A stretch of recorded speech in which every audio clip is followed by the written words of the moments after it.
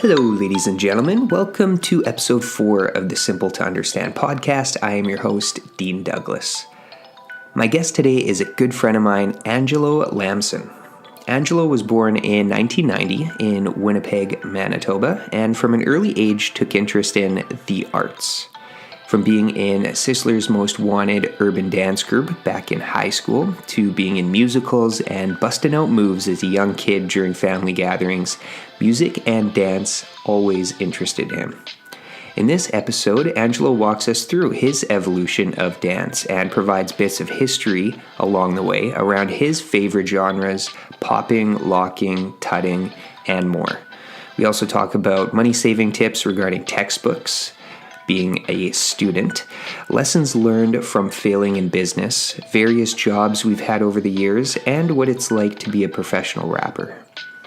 Angelo, aka Joe Boy Rock, and his cousin Andrew, who also goes by Cortex, partnered up in 2016 to become the rap duo known as Machina 2, where this past summer they had the opportunity to open up for Swollen members during their 2018 family reunion tour.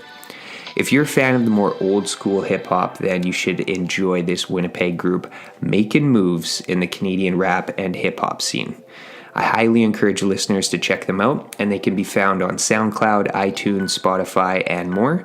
Plus, check out their Facebook page for upcoming performances. I've also added their profile links and relevant show notes to www.simpletounderstand.com, where you'll also be able to find out all other relevant links that we discussed in this episode. So go on over there and check it out. It's there for you guys. And that's it. So without further ado, please enjoy this conversation with the one and only Angelo Lamson. All right, Angelo, welcome to the podcast. Thanks for coming on. What's up, man? What's up, buddy? I'm so excited, man. I'm so jittery because I'm excited for this. And it's just you and I talking in the basement. It's nice. Thanks. I'm glad that we're able to finally get together and catch up. And so let's just dive right into it. So tell us a little bit about yourself. Maybe let's rewind the clocks and just start with where were you born? So where I was born here in Winnipeg, according to my mother, Misericordia Hospital. She was actually pregnant when she was on her way here, when she was on the plane. So I was like, kind of, I guess, made in the Philippines and like kind of imported. You made the long trip. Yeah, so I was like really fly when I was I'm not even born yet. Yeah, you're really fly. I love that. So you were born in Winnipeg. Yeah. And so what was your childhood like growing up in Winnipeg? Yeah, I grew up in I was born in 1990 and grew up in the North End. So I went to Faraday Elementary School, which is named after a scientist, I believe. Magnetism type stuff. Yeah, so I grew up in the North End and was just like a normal kid listening to boy bands and sing Backstreet Boys. Yeah, was man. super into that.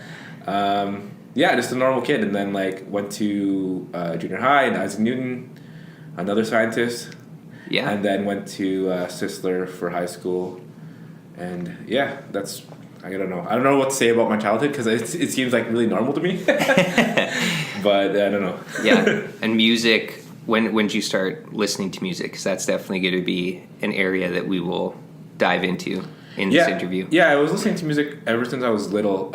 My dad used to have, I think they were cassettes, or they must have been like cassettes, but he used to play Elvis, Michael Jackson, and Beatles.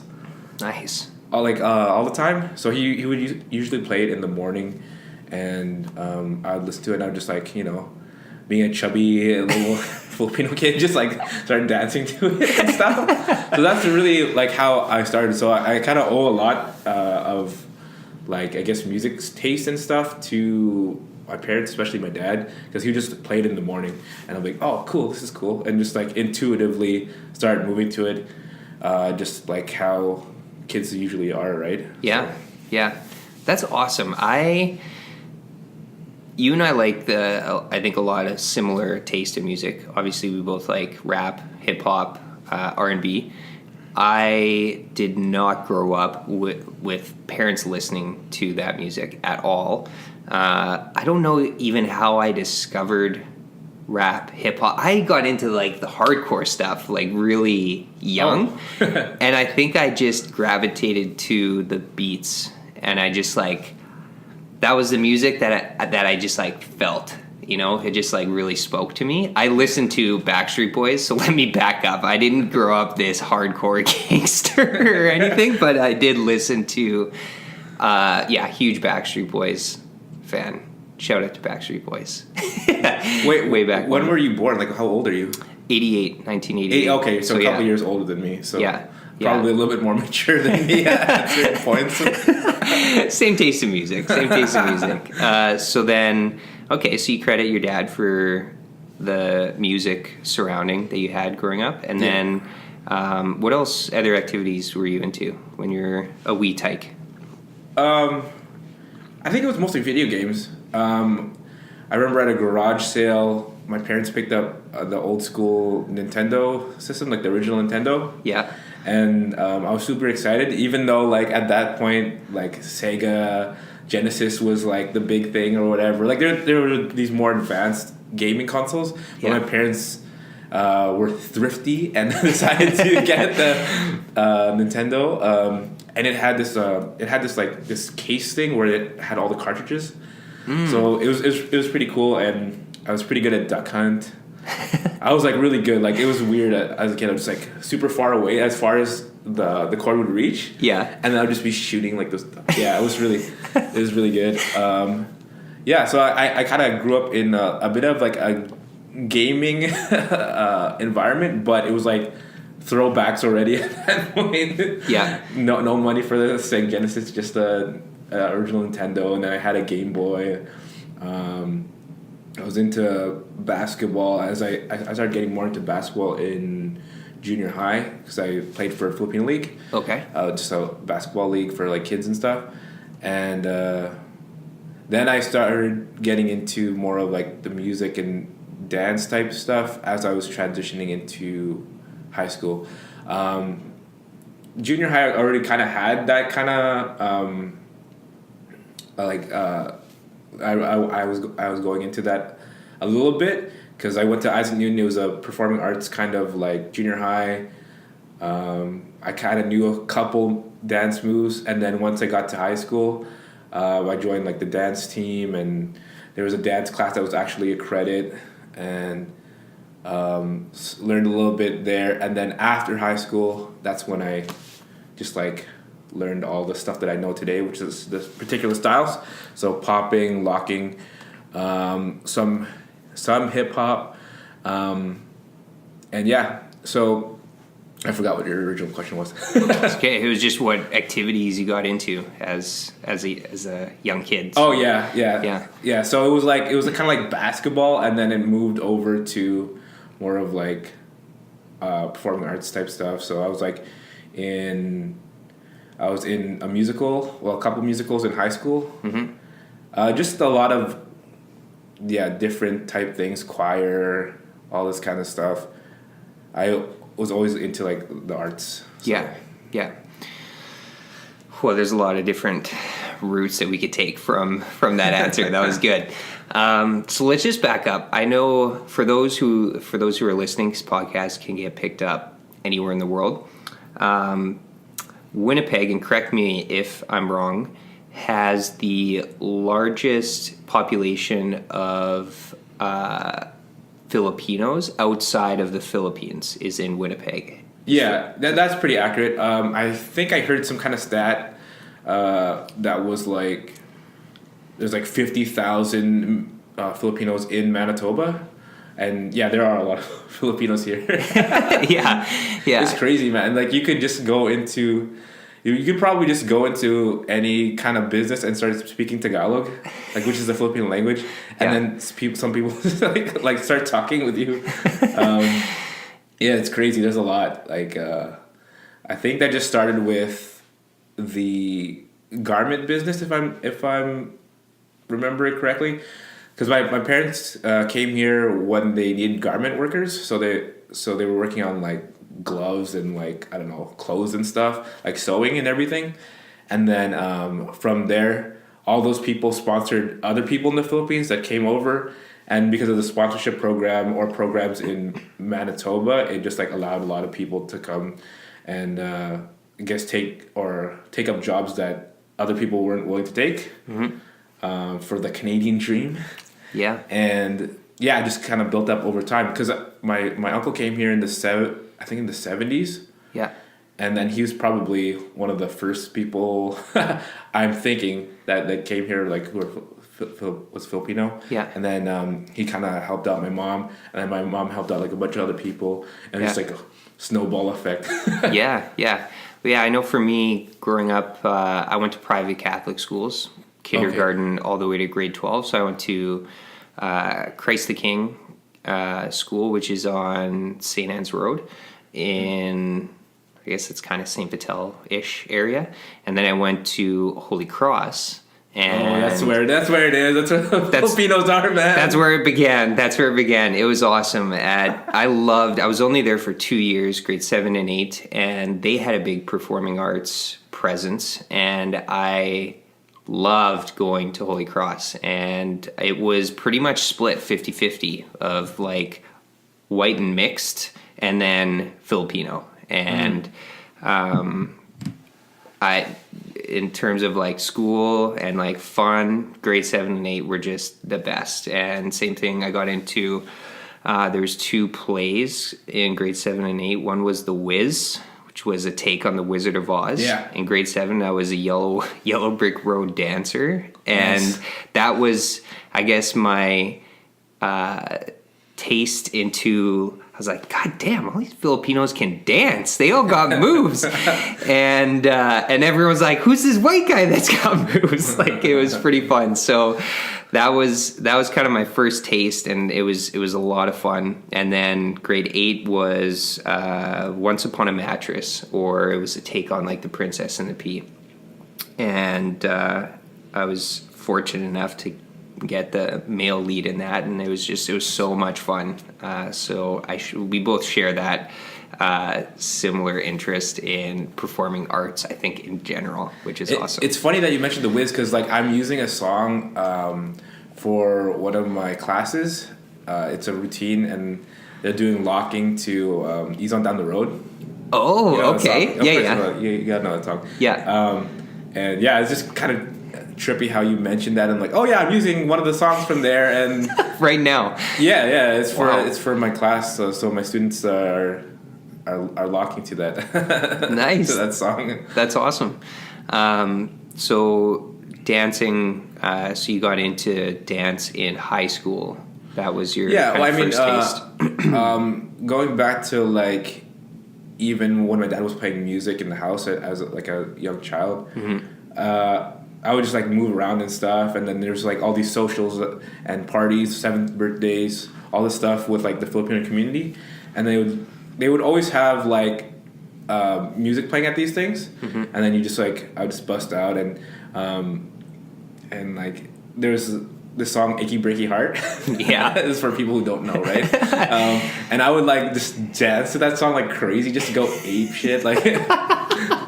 Start slapping my thigh. Like once I got going, I went for a while. I remember one time I did like a whole solo, just doing like freestyling. Not even I didn't know anything about like dance, right? Just doing random stuff. Yeah. But it was like a solo. There was nobody else on the floor or something, and then I was like dancing to Achy-Breaky Heart by myself. Everybody just watching at like Marigold or some kind of venue like that. Yeah. So anyways, so I was like already kind of like moving. Then grade 7 came along at junior high, and then at Isaac Newton you get to make your own dance, like choreograph your own dance. So what I drew from at that point were a lot of music videos, right? Justin Timberlake just had come out with a solo project. I think Sean Desmond just came out at that point in time. And so I would just draw from all these music video things, Usher, and Usher, yeah, hell yeah, he had the moves. It was all about biting Usher at that point. So we choreographed our own dances there, and then high school came along, learned some of the jazz and ballet stuff, and so you dabbled in that too. Yeah, because that was part of the dance program, like where you take it for a credit. Yeah, it's an actual class. So you got to test all the different genres of dance. Some of the more like classical genres, right? Yeah. So, and I also did some like musical theater type stuff, as I was saying. Mm-hmm. I didn't, and then I was part of the dance team's SMW, Sisler's Most Wanted, mm-hmm. and learned like I'll call it urban choreography. I don't want to call it hip hop because there's some politics there. I don't know if you want to get into that later, but anyways. We can definitely get into it, yeah. Yeah, it was like urban choreography type stuff, so like with the street feel and everything. And then I didn't even learn the styles that I teach today until near the end of 2008, like the fall of 2008. I took a workshop that was John Serlo was teaching. It was like locking, popping at NAFRO. Mm-hmm. I don't know if you've been to that dance studio. No, I haven't. It's in Osborne Village. Okay. And just if I could hit pause just for a sec. So everything that we're going to be talking about, all of the like songs, different styles of dance studios maybe that we mentioned in Winnipeg, everything will be linked up in the show notes, and everyone can find it on my website or blog. So it's www.simpletounderstand.com, and everything that we talk about, you can find it all packaged up nicely and linked up properly. So any places that we mention or whatever, people will be able to find it after. So feel free to name drop. And that's a great idea, man. Yeah. That's a great idea. Awesome. Giving shout outs to all these cool places. Absolutely. So yeah, I took the workshop. It was like a 10-week or like a 12-week program type thing. And that's when I started learning about locking and popping, and then he would give me sources. Serla would give me sources on like what stuff to check out, and then from there, that's when I learned all these. Started learning these dance styles that I teach today. And can you spell his name? Serla? Serla. So it's his first name is John, Jon, and then last name Serla, Surla. Okay, nice. Yeah. The real ones know about him. He was like super involved back in the day. Right now, he's doing a lot of like he's a great host. So he's like an MC for like certain events and stuff. Mm-hmm. Which is there's an event coming up on February 22nd at Park Theater. It's called Who's the Illest? It's a battle, and I'll be judging. So nice. Yeah. Who's the illest? Yeah, I like that. Right on. And then so maybe let's jump post high school. And what'd you do after high school? High school, I went to Red River College, which was a kind of a culture shock. It's kind of a side thing, but at Sisler, there was a lot of Filipinos, right? Like a lot of Filipinos, probably like 70-80% Filipinos. Yeah, and then 20 or 30% other ethnicities. And then when I went to Red River College, at that point, it was like a lot of white people, a lot, and I was kind of like, "Whoa, this is kind of weird, right?" Because just from going, and also I guess the shift in like how high school is and then how college is different. But that was a culture shock. And I did dance at like they would have like keggers and stuff, and I would just do like some stuff there. Yeah, at one point I told DJ D-Lo, who was spinning at one of the keggers, like, hey, play some James Brown, and then like there's a photo of me dancing, and then like DJ D-Lo is like right in the background, which this is like 10 or 9 years ago. Yeah, so I went to Red River College, kept learning the style and everything, graduated a little bit later in end of 2011, I guess beginning of 2012. And yeah, that's what I did like for the 3 years out of high school. And what'd you graduate in?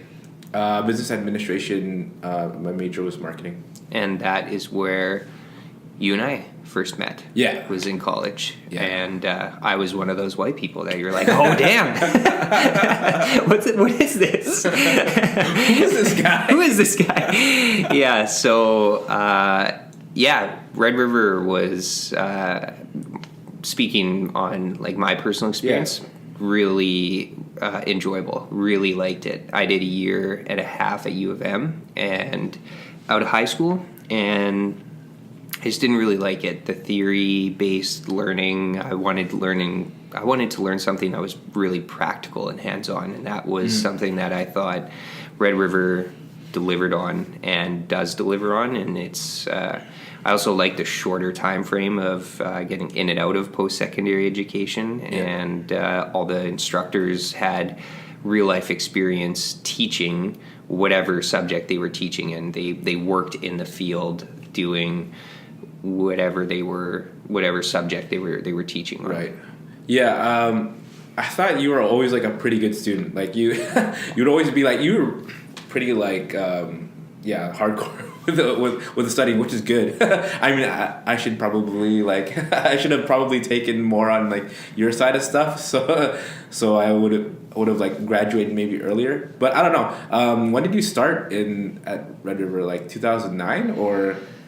Well, first, thank you. That's really nice compliment. I don't think I've ever been complimented on studying super nice, hard. and then like I gotta study, and then you would like study or whatever, and then you'd be like totally into it, and then like, hey, Dean, what are you doing? Like, oh yeah, I'm working on stuff, which was super cool. It was like you had like this switch, like you had, you'd be like, okay, cool, this is like a not friendly mode, but it's like like socializing mode, and then you switch off, and then you like go to the other thing, which is cool. I wish I admired a lot.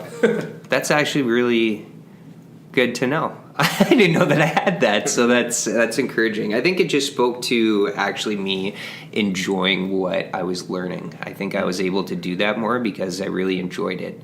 Definitely in high school, elementary, junior high, if there's things that I didn't think that I needed to learn, it was like pulling teeth trying to learn that subject, because I'm like, oh well, like science and math for me, I was just like, oh, I'm not going to use this, when there was like formulas of like science calculations on the board. And like chemistry, I remember asking a teacher in high school, what are we going to use that for? And the teacher was frustrated and just trying to get through the class, and then had to deal with this student asking this question. Was like, well, maybe if you need to like balance the pH levels in your pool, then you can use this calculation to figure it out. And I'm like, that's a good attempt. In my head, I was like, that's a good attempt, but if I own a pool, I'm just gonna hire somebody to fix whatever needs to get fixed. But anyways, I mean, it's a legitimate question, right? It is. So yeah. Side tangent. I had to go down that rabbit hole, but maybe not. We'll go back. So Red River was a good experience. You enjoyed it as well. My take I on thought it. it was okay. I thought it was okay, actually. Like you enjoyed it. I thought it was okay. I liked that I got to meet a bunch of people. Yeah.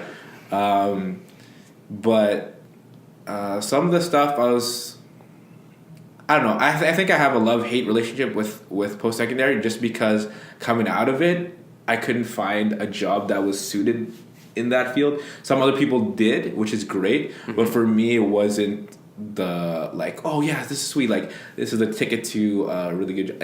It took me a long time for me to find something that was like suited towards that kind of field, which is, I don't know. I don't want to blame Red River College for that. Maybe it's just me and how I am or whatever, but that's just the journey I've taken. So when people ask me, oh, should I take this? Should I take that?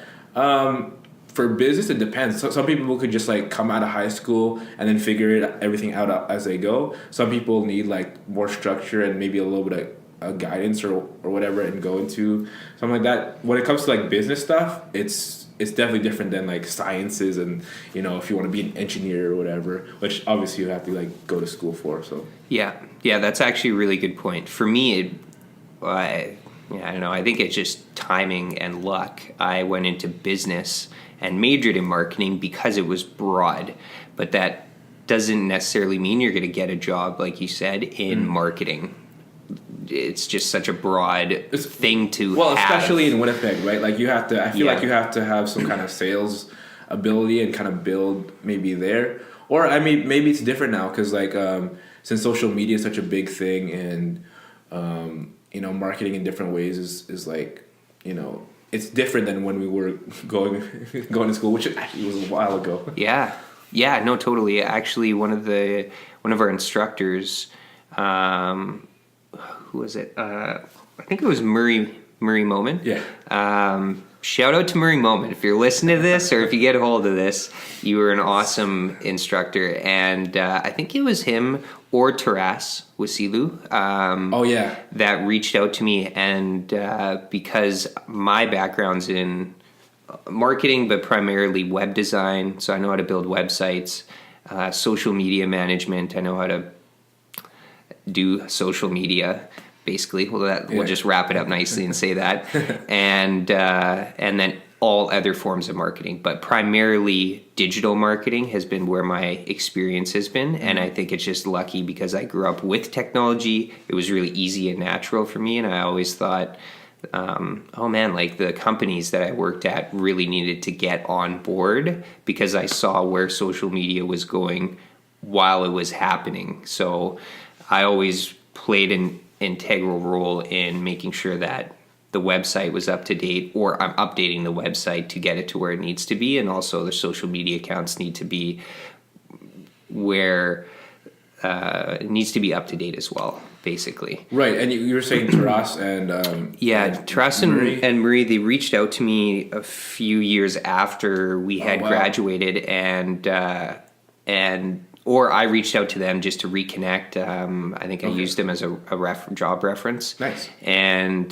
they said, actually, like what you're applying for, your experience in that, because I had sent over, I think, a copy of my resume or was told them the job that I was applying for. And they said, we're actually integrating a digital marketing course into the program. And they wanted my feedback on what... like kind of the structure of the course, because they were creating it based on the current new landscape change of social media in business and marketing. And so I got to chime in my 2 cents on just giving them feedback on that, which is really cool. Did you end up on a billboard? I did not. You should have ended up on a billboard. Damn it. You know, my friend Roy ended up on a billboard, and my other friend Arbin ended up on a billboard for Red River College. And I was like, what? You know, Ego's just talking to me in my head. I'm like, I should have a freaking billboard. Give me a billboard. Well, they had really good marketing for to draw people into the program. They had basically testimonials or reviews from past grads saying, you know, it was the person's name, where they currently work, and then a little one sentence of Red River gave me the skills I needed to get the job that I am now working at, or something along those lines. Basically showing that like you'll get hired, or there's a high likelihood. So right. They had good marketing. Let's not get it twisted. Red River College, all of those post-secondary, they're trying to get more students so they can make more money. Like, for real though. Like, and you know what's a scam? I'm gonna go on a little bit of a rant here. Is those fucking textbooks, man? Those textbooks are crazy. Like, especially like even back then. No, I feel like you could have got everything like digitally, and like paying like $100 or like $150 or whatever for a textbook, and even like the same amount for a new edition or the next edition was ridiculous. But yeah. Anyways. For sure. Yeah. Actually, another side note I'll add to that on the note of textbooks. I remember first year university, and this carried into college. Yes, textbooks are ridiculously expensive. So I'm going to share a little tip and story on what I did to hopefully help anyone that's currently in school or thinking of going into school to save money on textbooks. So what I did was actually found out my curriculum, what textbooks I needed, and then I went on eBay and Amazon and Kijiji, and if I found the same textbook but it was one edition older, they always want you to buy the latest edition because it's got maybe one new chapter or they a few just new switch, pages. They just switch a couple chapters. Right. So I would buy one edition older, but it was the same author, same subject or whatever. And I remember I bought one textbook. This was at U of M, and it was, I think, a sociology class, so pretty general. And I bought it for a penny on eBay. And I only paid shipping, which was like $12.99. So I think I paid $13, and it was like $180 textbook. And it was one edition older, but I saved hundreds of dollars on textbooks looking online and never buying at the bookstore. And you could also partner up with, if you have a friend or somebody that you like think would be willing to share a textbook in that class, and split the cost 50-50. Yep. There you go. Tip of the day. Tip of the day. All right. It was funny though. I wanted to mention because I was in Toronto airport. I can't remember if I was heading back to Winnipeg or I think I was heading back to Winnipeg. Anyways, I saw Ilya Dragojevic.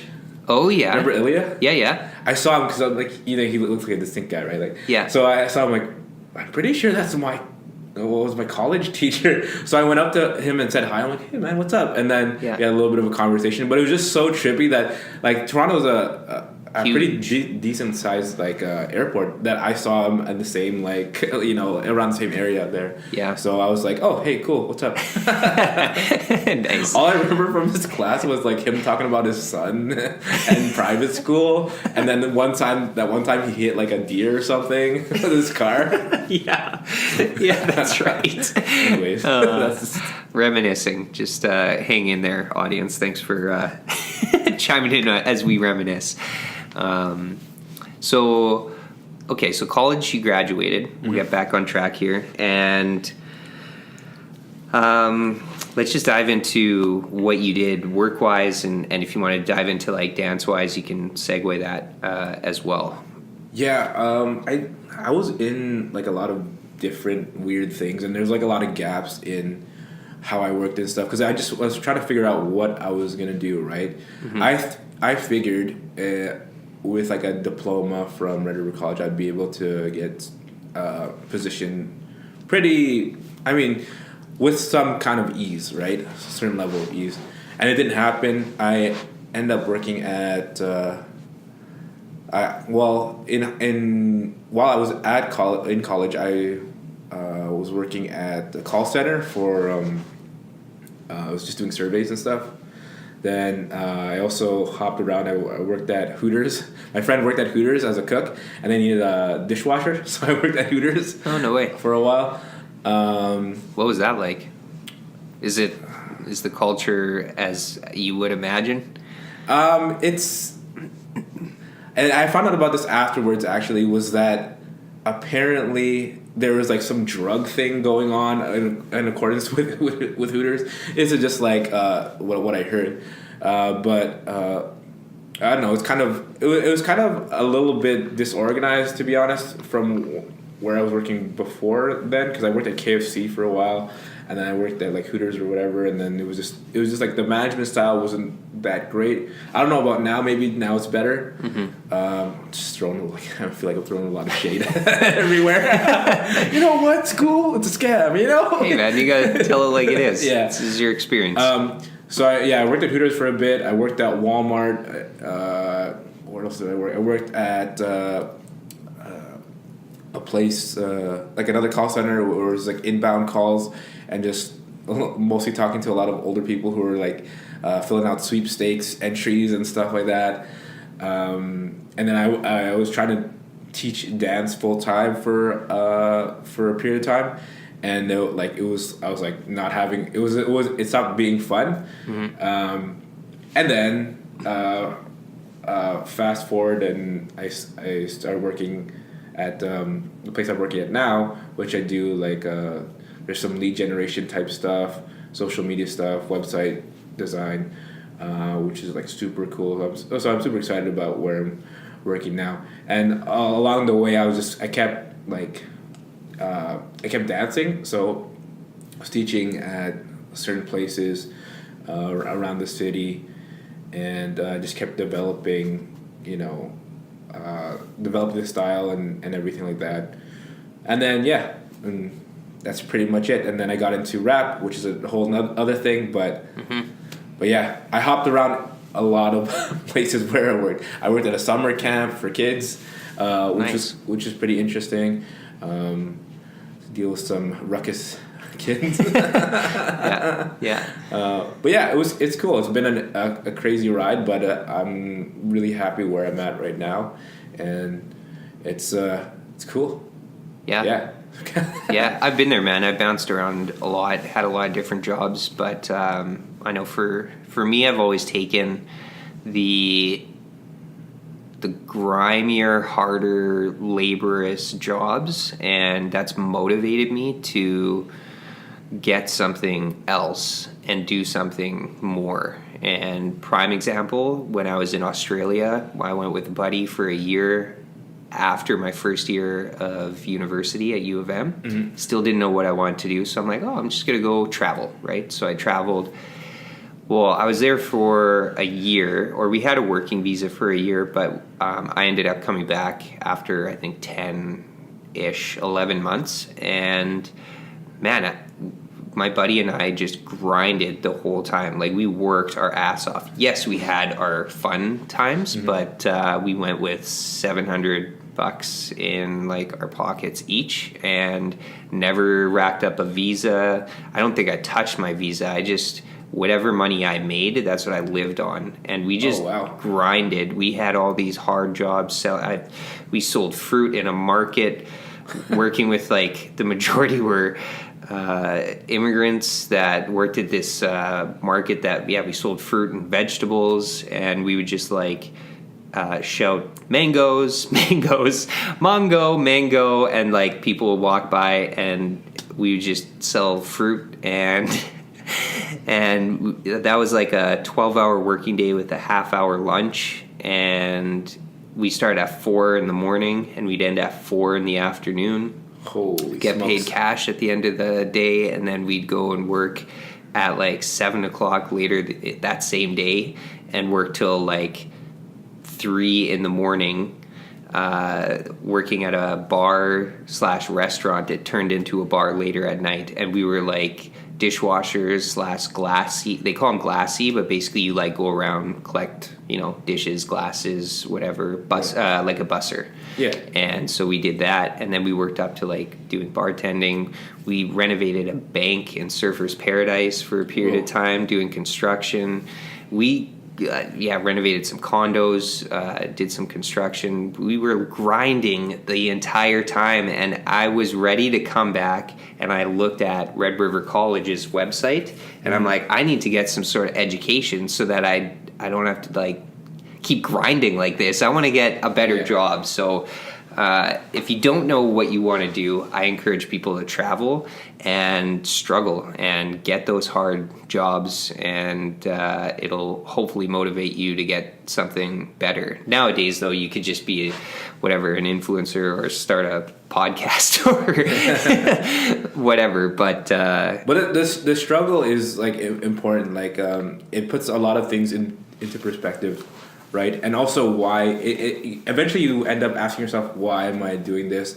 And if the reason why is not big enough, then you'll be like, okay, it's time to move to the next thing. I remember I was working at Canadian Footwear I worked there for a couple years, but it was right beside Red River College, and I was a shipper receiver. So I would look at the loading dock and I would see Red River College right there, and I'm like, damn, like what? Like I signed up to be a shipper receiver, but eventually I was like, I gotta like get into like some marketing and stuff, and I was kind of frustrated that I was just stuck in that kind of position. And then fast forward now, I'm working marketing and some social media type stuff and website design, and you just gotta really ask yourself why you're doing something, and like think about the struggle and think about like the reward at the end of it, and it's worth it and all that kind of stuff, and just keep pushing. Absolutely. Love that, man. That's beautiful. And so let's let's dive into dance, and deep dive. Let's take a deep dive into dance. So, do you want to? Should we talk about sesh grounds? We could talk a little bit about it. In retrospect, I'm actually surprised that you dove into it the way that you did, because I was all over the place at that moment in time. I can't even think about what the actual business premise of it was. It was more of like a concept that kept on morphing in my mind, and well, I guess you could talk about a little bit of what you thought the opportunity was in that. Yeah. So also, this is not to discount that like some dance business ideas are good. Like some are actually like good. Some like need a little bit more direction or whatever. But in our case, Dean just like went in and I'm like, okay, well, yeah. Cool. Yeah, so not a lot of people know this. So Angelo and I started a business years ago. It was after we graduated Red River College. Yep. And so I think you approached me with this idea, and yeah, it definitely morphed and like changed around. But my understanding and like kind of the pitch of it was, I want to start a dance company or a business centered around dance, and it was going to be more geared towards hip hop dancing and the different styles that fall under that category. And I was just basically a fan of hip hop dance like you were, and I was like, yeah, sure, let's figure this out. So we wrote up, we got a registered like a business number, and we created a logo, or I can't remember if we went on like Fiverr.com I think or something. you hired a guy to do it, and it was just it was the logo of it and the design. Yeah, so we got the logo designed, and then it was a short-lived business. But I think we had one session. We had what I remember is we had one dance session or class or workshop. Right. Yeah, workshop. It was with Lady C, Caroline. We brought her in. She taught at Cindy Clausen, that studio that's like near that right beside the swimming pool. Yeah. Or right out, pretty much like right outside is the swimming pool. Yeah. Which is like a place that people don't really know about. Yeah. But yeah, I remember that for sure. Yeah, and she came down. She taught this workshop for, I think it was the weekend, and then I remember, I think I still have like a photo of everyone that took part in the class. But long story short, it fizzled out pretty quickly. Sorry, what were you gonna say? Oh, you ended up going to Australia like in the middle of, I think, of that. I remember. Yeah. My girlfriend at the time, now wife, her and I went on a big trip to Australia. So yes, that was one reason in phasing that out, because I wasn't going to be around. And then I think we also just hashed out like numbers and details, and just it didn't really sound feasible to keep going, at least with the business plan and structure that we had. Yeah, I think if we came up with something today, it would be a lot better. Absolutely, but it was it was a really cool experience, because it made me realize that some people are actually down to like start and work on some stuff. Like there's some people like it. I guess before that, I thought it was really hard for people to think of an idea was good or like start working on something. But you were just like, okay, this is cool, I'm gonna try it, and we tried. Yeah. And I honestly blame the fizzling of it out on me, because I had the initial idea for it and I couldn't decide what exactly it was going to turn into. Because part of it was having practice space like for like street dancers, like come and just do that. And then it turned into like some workshop type thing. And then we were thinking about like, I think we were talking about clothes, like attire at one point or something like that. Yeah. But yeah, I mean, it's cool. I think if we were to think of something today, right, it would be a lot better, and we would actually look at all the numbers and maybe some of evaluate a lot more and have more of a bigger perspective on it today rather than before with my crazy ideas. I don't regret it though. I think it was a good experience even if it was a flop, and I think also looking, not if I was to redo it again, looking back, I wouldn't focus so much on the numbers of the business, but I'd focus more on the why and the customers or the people that we're serving, and really focus on how can we deliver the best experience for the people who do we think like our target audience would be, and then how can we give them the best experience possible. Right. But I also read an article on Simon Sinek this morning. Why? How? What? I know about that. Like the golden. What's it called? Golden circle? Did you call it? Yeah, golden circle, and just finding your why. And I'll link to Simon Sinek in the show notes. I have his book. I still have to read his book. Yeah, same here. I bought it and I haven't read all the way through. But if you just search him on LinkedIn, he's got just I think 7 or 8 articles currently, and they're short, easy read articles that are packed with juicy, good takeaways. So I can link to those in the show notes as well. Also, his TED Talk, way back in 2009 or something. Yeah. Right. It's when he first did that with the why, how, what, which is really great. It's a good intro into what he's all about. Yeah. And then if you want to check out more of the stuff, I'm sure you'll have all that stuff linked in there. Yeah. If you're into just marketing and business and entrepreneurship, he is somebody that you want to have at the top of your list on researching and grasping his key takeaways, because it's just invaluable, and I think he just comes at it in the right place, and he corrects a lot of wrongs that are currently going on in the business world. Yeah.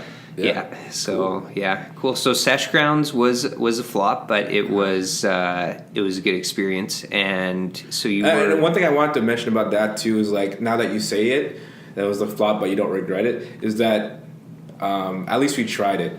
Because I think there's some kind of Bruce Lee quote. I'm not gonna quote it exactly, but there's it's even glorious to just fail in a big attempt, right? So I think that was a big attempt, and we failed. But at least we're not going back and saying, "Oh, we wish we tried something or tried doing something," And never actually tried. Yeah. Yeah, absolutely, definitely.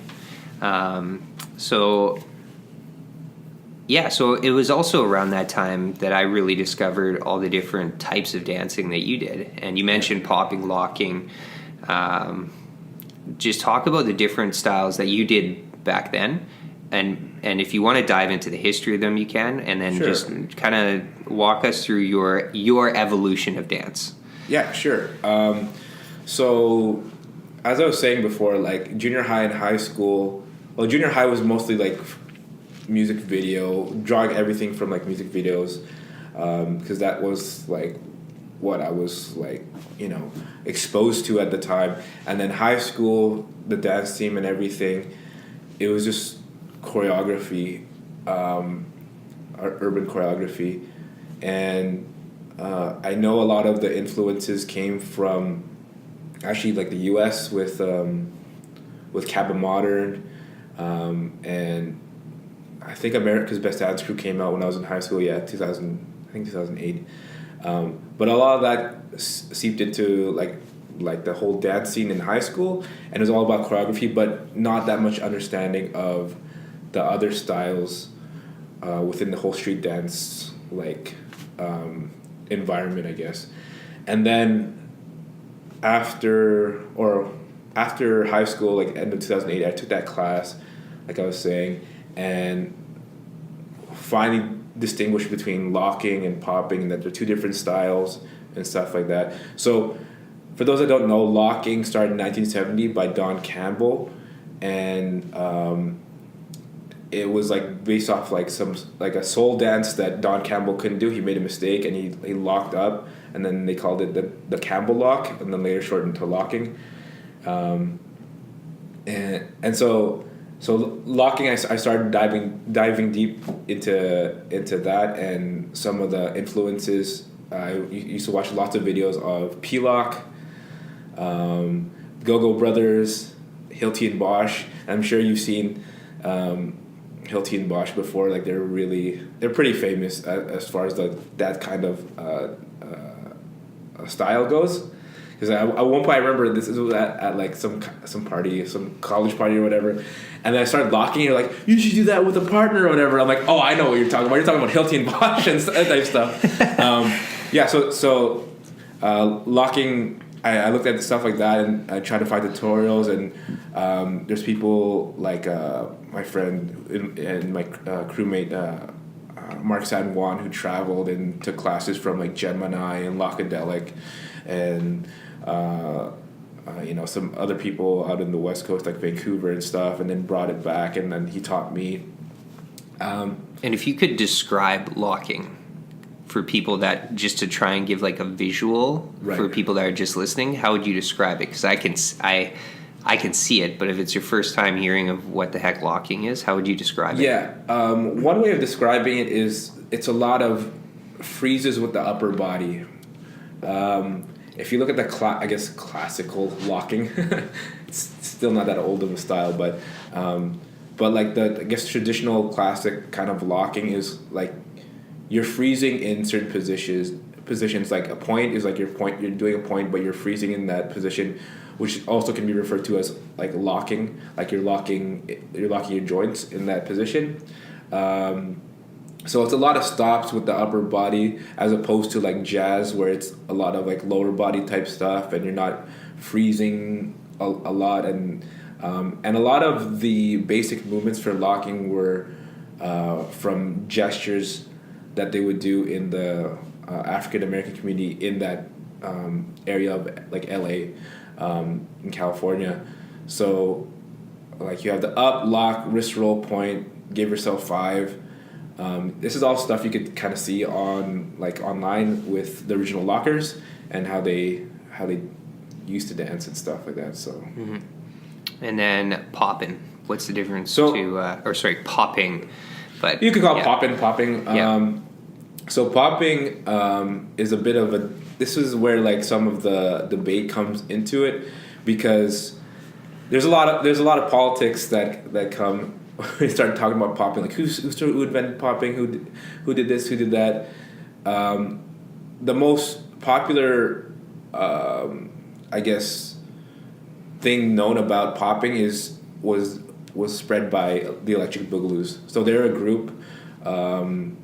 I believe they started in Fresno and also were in Long Beach, and I think they started around like mid-70s, but popping itself as the style is just contracting and releasing your muscles to the music, and it's also, there's a lot of things that are put into popping to vary up like the kind of movements, like waving and King Tut style or tutting, gliding, all that kind of stuff is kind of like they kind of like mix it in with popping. But yeah, Electric Boogaloo's were the group, and their style is called Electric Boogaloo. So that's what shaped a lot of the popping as far as it being spread out. But there's also the Black Messengers who came out before the Electric Boogaloo's, who did these like hard poses. So they would do a robot, like a robot, which a lot of people did back then in that area, and then they would do like a really hard pose where they pretty much pop. Right, it's like a hit, boom. So pretty much popping is just contracting and releasing your muscles to the beat of the music, and then there's other styles that come into play that are associated with that. So they're different, but like the media always goes like pop lock or popping and locking, and like and they mix it up, and then it causes the confusion. Similar to how they have to call it breakdance, because breaking or b-boying or b-girling doesn't come across as like a dance when you look at it at like face value. So they call it breakdancing, which is like it's technically breaking or b-boying or b-girling. So right. So yeah. Yeah. And then you mentioned tutting. Yeah. I've seen you tut. before. Yeah. And it's really cool. How would you describe tutting as well?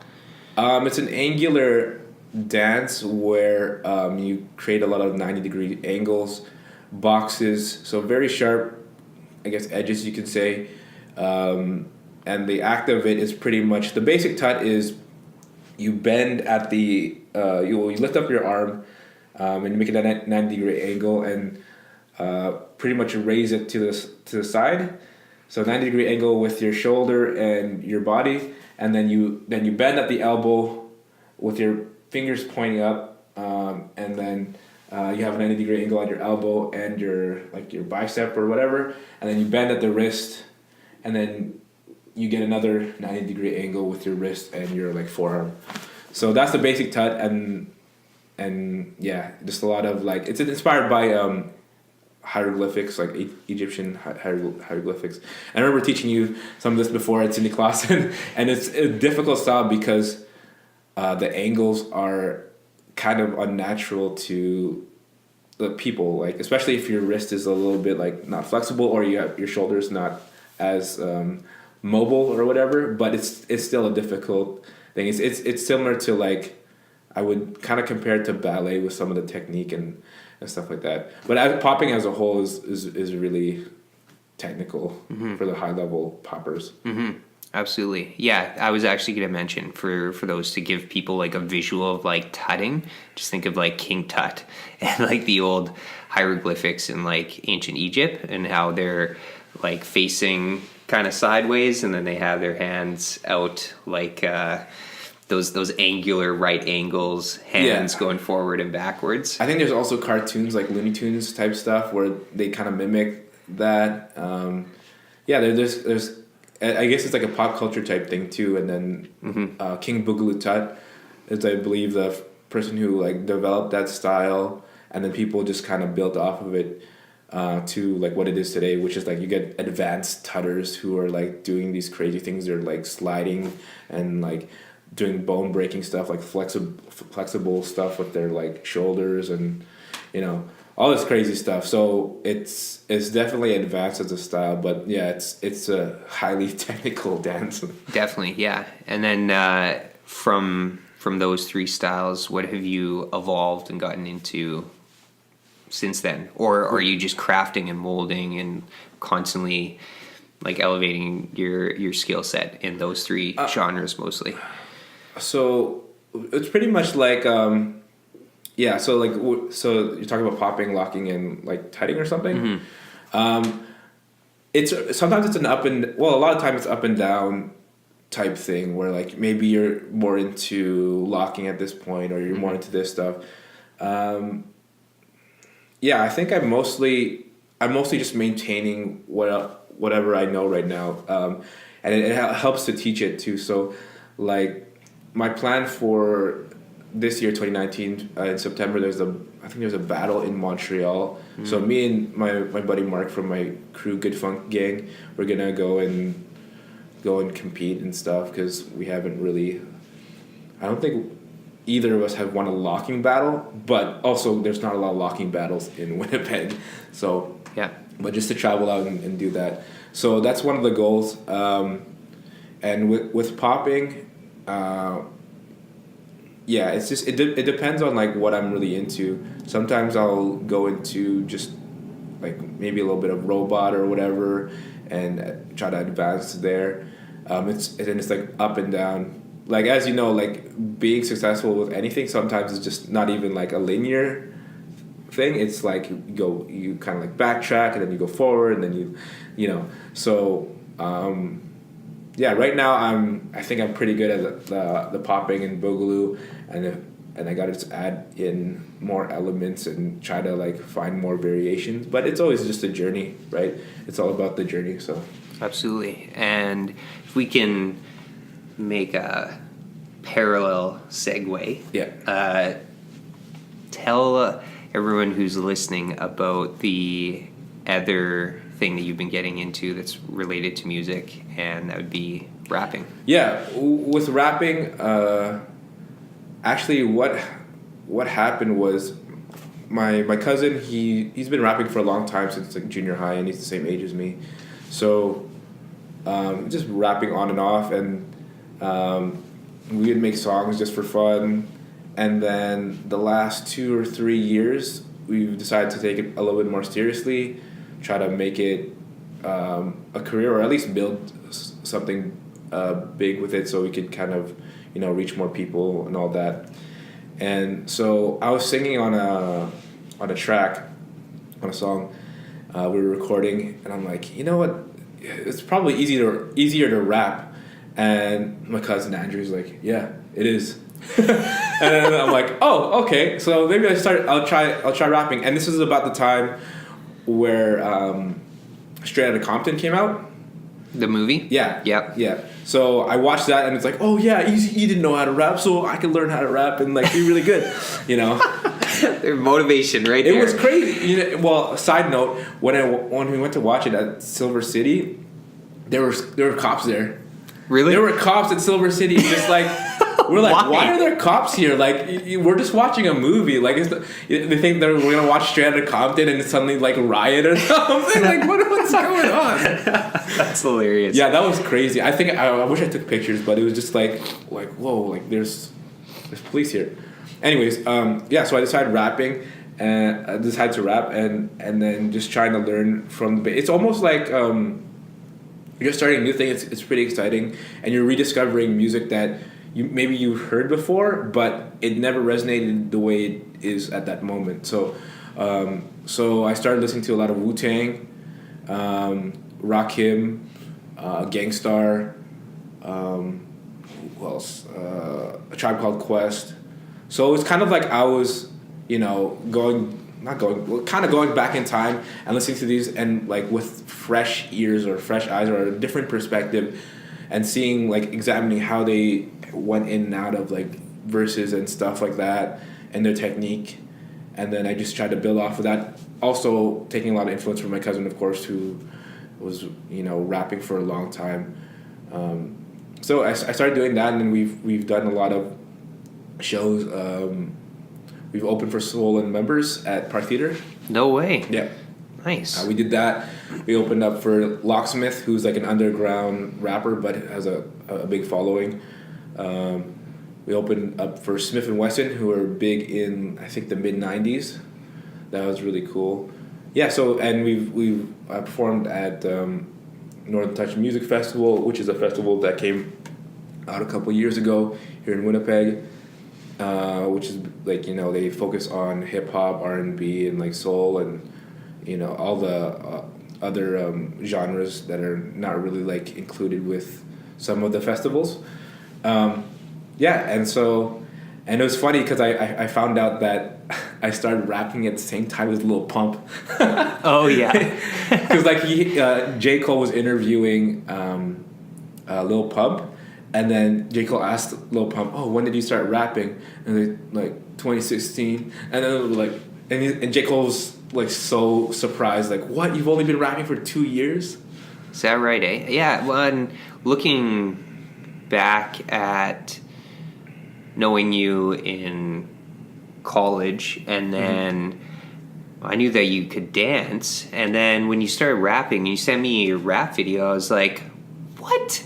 I never knew this guy could rap. Like, you are constantly surprising at least me with just the different things that you want to try and you dabble in, and you and the videos that I have watched that you guys have created are really well done, and I'll definitely link them up in the show notes because it's I'm super proud of you, man. It is really cool to see everything that you've done post college days. So kudos to you. And what's the name of the group, and who else is involved? It's my cousin Andrew, but he goes by Cortex. That's his rap name, and I go by Joe Boy Rock. Oh shit! Watch out. Our group is called. It's just the two of us. We're called Machina 2. It's a bit of a like Latin kind of name, but yeah, Machina 2. It's pronounced that way, Machina 2. Not Machina, Machinima, all this stuff. Yeah, because it's spelled Machina. Yeah. Right? So it could be looked at like Machina, but it's Machina. Yeah. What's the background behind the name? Well, I just finished watching Ex Machina. Yeah. And I was like, that's a cool word, machina. And my parents would say machina as like referring to a machine, like when they're speaking to Tagalog and stuff like that. So, I was like, maybe something like machine kind of sounds cool, like machina sounds cool. And then there's obviously two of us in the group, so I put Roman numeral 2 there. I didn't want a number 2 for some reason. It just didn't seem like it looked cool enough or whatever. So I just put Roman numeral 2. And it was kind of like, it was our second name as a like duo, because before we had a different name. So this was kind of like the second vehicle to everything. And also I looked up the word machina and like, ex machina and stuff. And Deus Ex Machina came up with, which means God from the machine, which was like a device in like ancient Greek like theater and stuff where they would have the God come in from like a crane. Like they had like a crane machine thing, and then they had the God come in, and the God would fix everything. And as a literary device, like Deus Ex Machina is just like something that just saves the day, like, or fixes a problem that seems impossible to fix right away, like in the movie plots and stuff like that. So we were like, okay, so I was like, we're saving the day because we're like, at that time I was like really kind of dissatisfied with a lot of the rapping from Winnipeg. And actually, just to not to throw a lot of shade on there, maybe there was like some people that I didn't know about at the time or whatever. I was only exposed to a certain amount of people, but my perception of everything was, I don't think a lot of Winnipeg rappers are good, but there are some that are actually really good. So, but I was like, yeah, let's save the day with this crew name that nobody can say.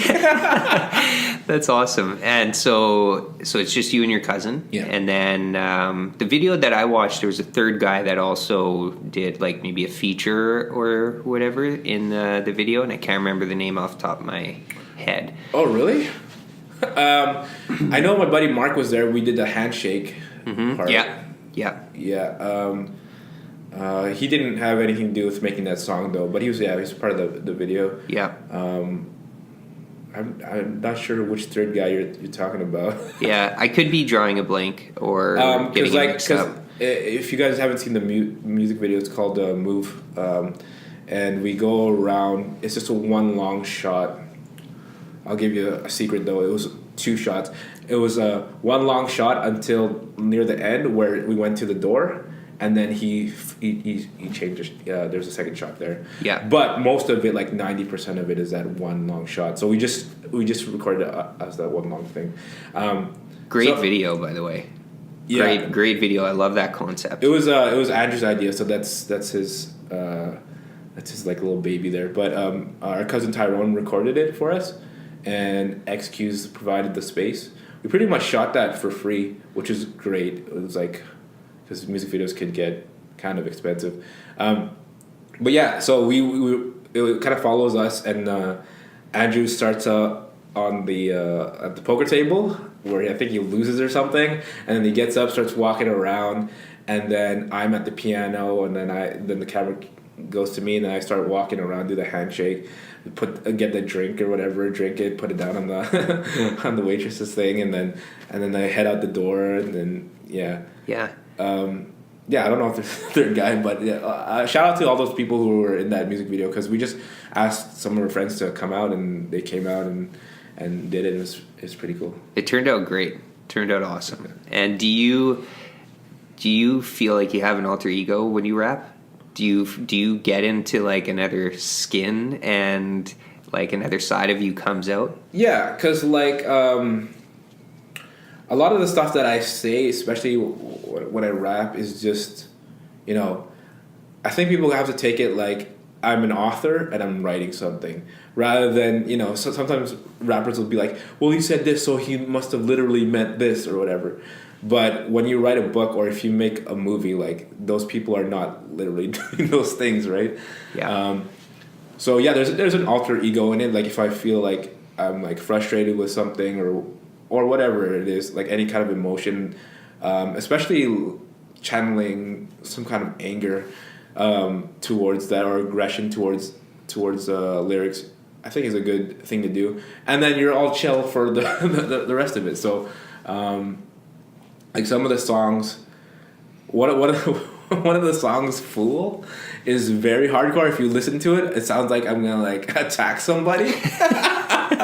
And it's funny because Frank Sinatra is sampled in that song, but really? So it's like super chill, and then it's kind of like mellow, and then my lyrics are just like hardcore. But yeah, you could draw like an alter ego from it, and kind of just like you let it all out on stage, or even in the song when you're recording it, and then you're good. Yeah, absolutely. Well, yeah, I mean, I could see it just being like very therapeutic and an outlet to get whatever it is inside of you out, but in a creative form. And I think that's where people that are consuming whatever form of entertainment need to realize that that's not actually them. That's not, you can't just paint, like Eminem's not just one pissed off guy hating all females all the time. Yeah, he's got a lot of inner stuff that he gets out there, but yeah, it's just people aren't just like the one thing that maybe they're known mainstream for. People are complex, multi talented humans that you can't just pinpoint. People just want to put people in a box and be like, oh, like you're just a dancer, you're just a locker, that's it, that's it. No, you're very I don't know, multifaceted. It's multifaceted, and it's like, you know, rapping is another form of expression, like how dancing is another form of expression, and it's an art form, so you gotta take it, like the way you analyze it should be with a certain kind of like scope. It shouldn't just be like, you know, one thing, or like if Eminem has a song. No, I think Eminem has a song called "Kill You," right? And if you just judged him based off that one song, it's like, okay, this guy, you know, it's not such a great guy. yeah. But yeah, it's you gotta look at it in a certain way. But yeah, I do want to give a shout out to Three-Peat, especially Egg, from Three-Peat, because I saw one of their shows, like it's an underground show.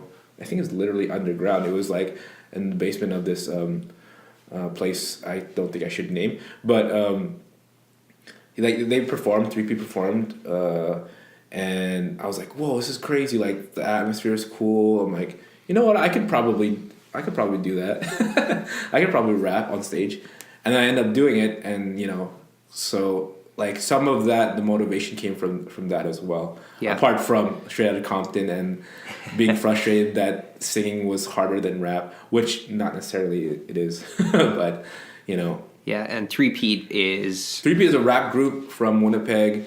They're really big in the local scene. Yeah, they're great. Have you seen their show?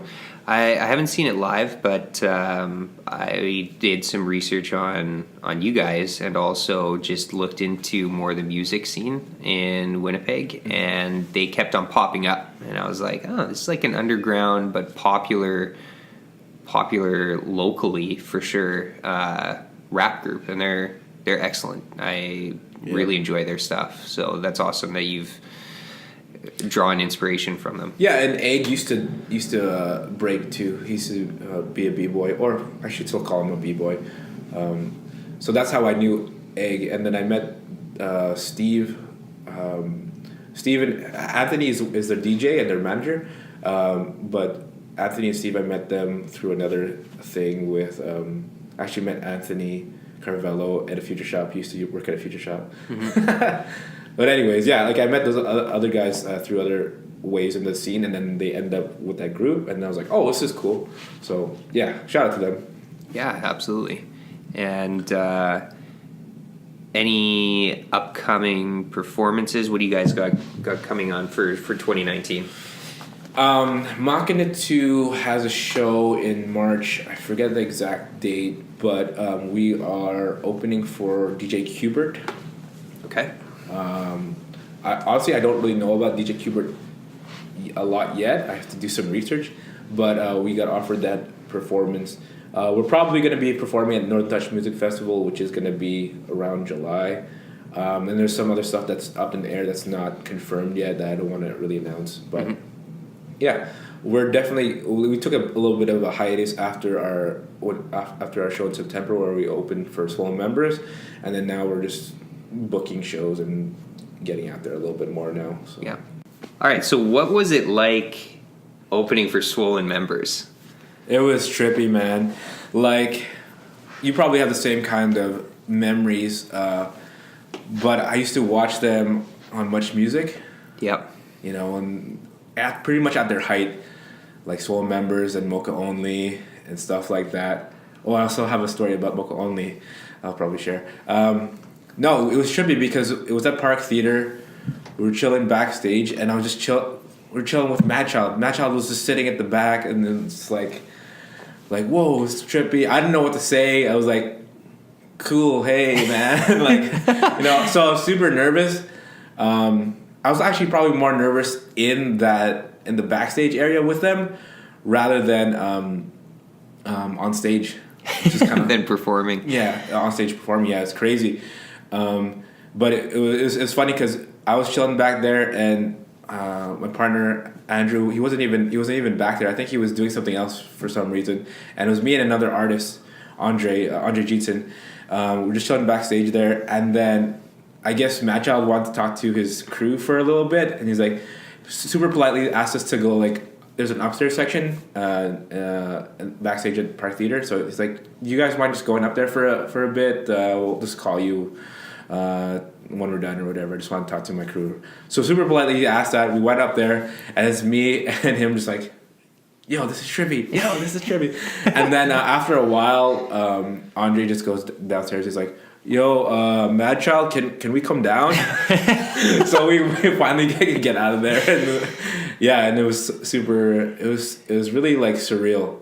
Yeah. Super surreal. The Mocha Only story comes about, I actually met him a few years ago. He was in Winnipeg at what was then called Opera.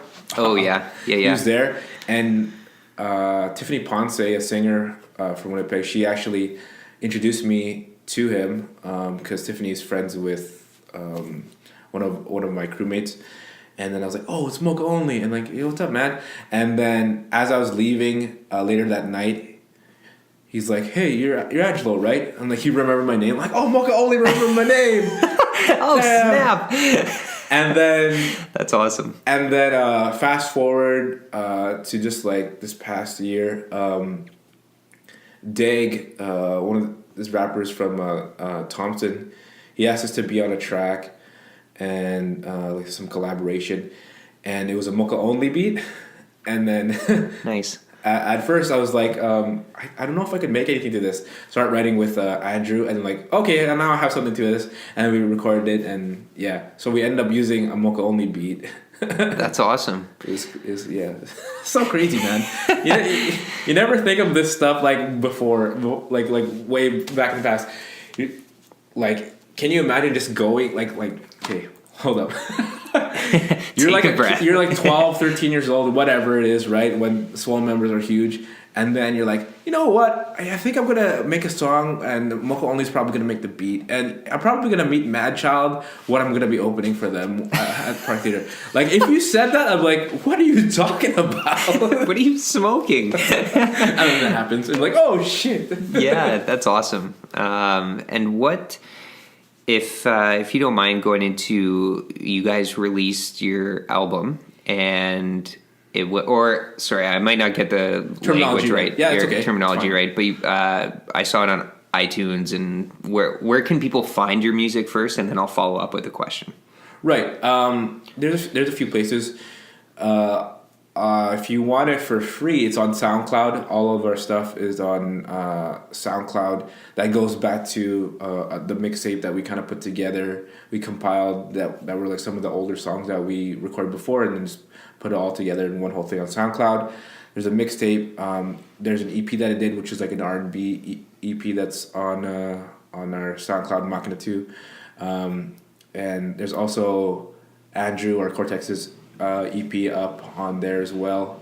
Pretty much all of our stuff. The Vault playlist that we put together, which is like some of the newer stuff that we had, is on SoundCloud. But it's also on Spotify, Apple Music,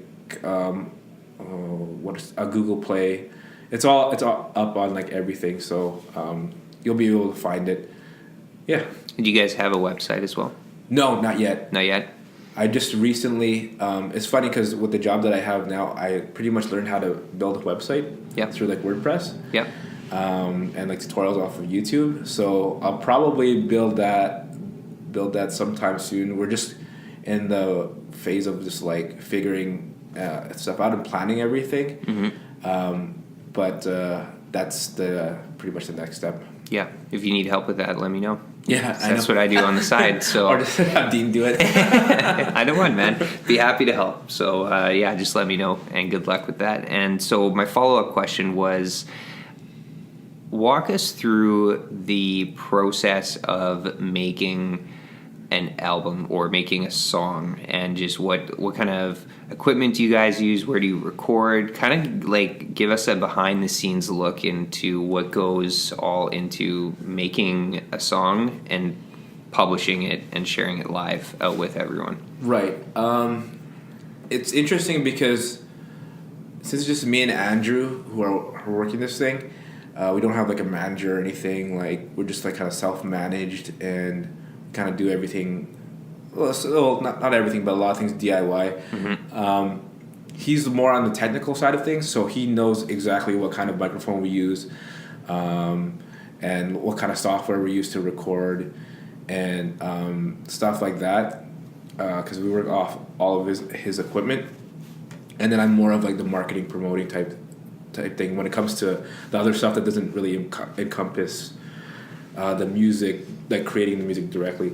But so sometimes we'll record in his little area there, his little like space, just a makeshift studio with like a mic stand, and make sure the dog is quiet. Yeah, just in his house. Yeah, just in his house. Nice. So sometimes we record there, and obviously that's free. And then he does like some of the mixing and mastering, kind of like self-taught, like does that himself. And sometimes we also like we would record outside and like at a studio. More recently, we've been recording at our buddy's studio. His name is Stumbles or Terrence, whatever. Mm-hmm. It's like we have superhero names. Stumbles. Spider-Man. We just like recorded at Spider-Man's place. So sometimes we'll record at a studio, but like it's just more expensive that way. Yep. So sometimes we just record on our own. So pretty much in creating the song, what we do is, I'll tell you our process, but it might be different for other people. For sure. Is that we'll just like listen to some beats. So we'll comb through a bunch of like beats that you create or you find. No, we find them, and in more recent years we've been trying to use a lot of local people stuff, rather than it's just like it feels good to like support a lot of the local people who create beats. You're here. Yeah. And you get to meet up with them too, which is super cool. So we comb through some beats. So we'll find like a producer. Let's say, for example, Envoy. We've used some of his beats. So we'll comb through a bunch of his beats and then see if I could create a hook or something that would be catchy enough for somebody to keep listening to. Mm-hmm. So it doesn't necessarily have to be a hook, but it can be. And then we just start writing. So again, we think about like, okay, how does this song feel like? What does it sound like this song is gonna be? So we kind of like put a theme on it, and then we write around that theme.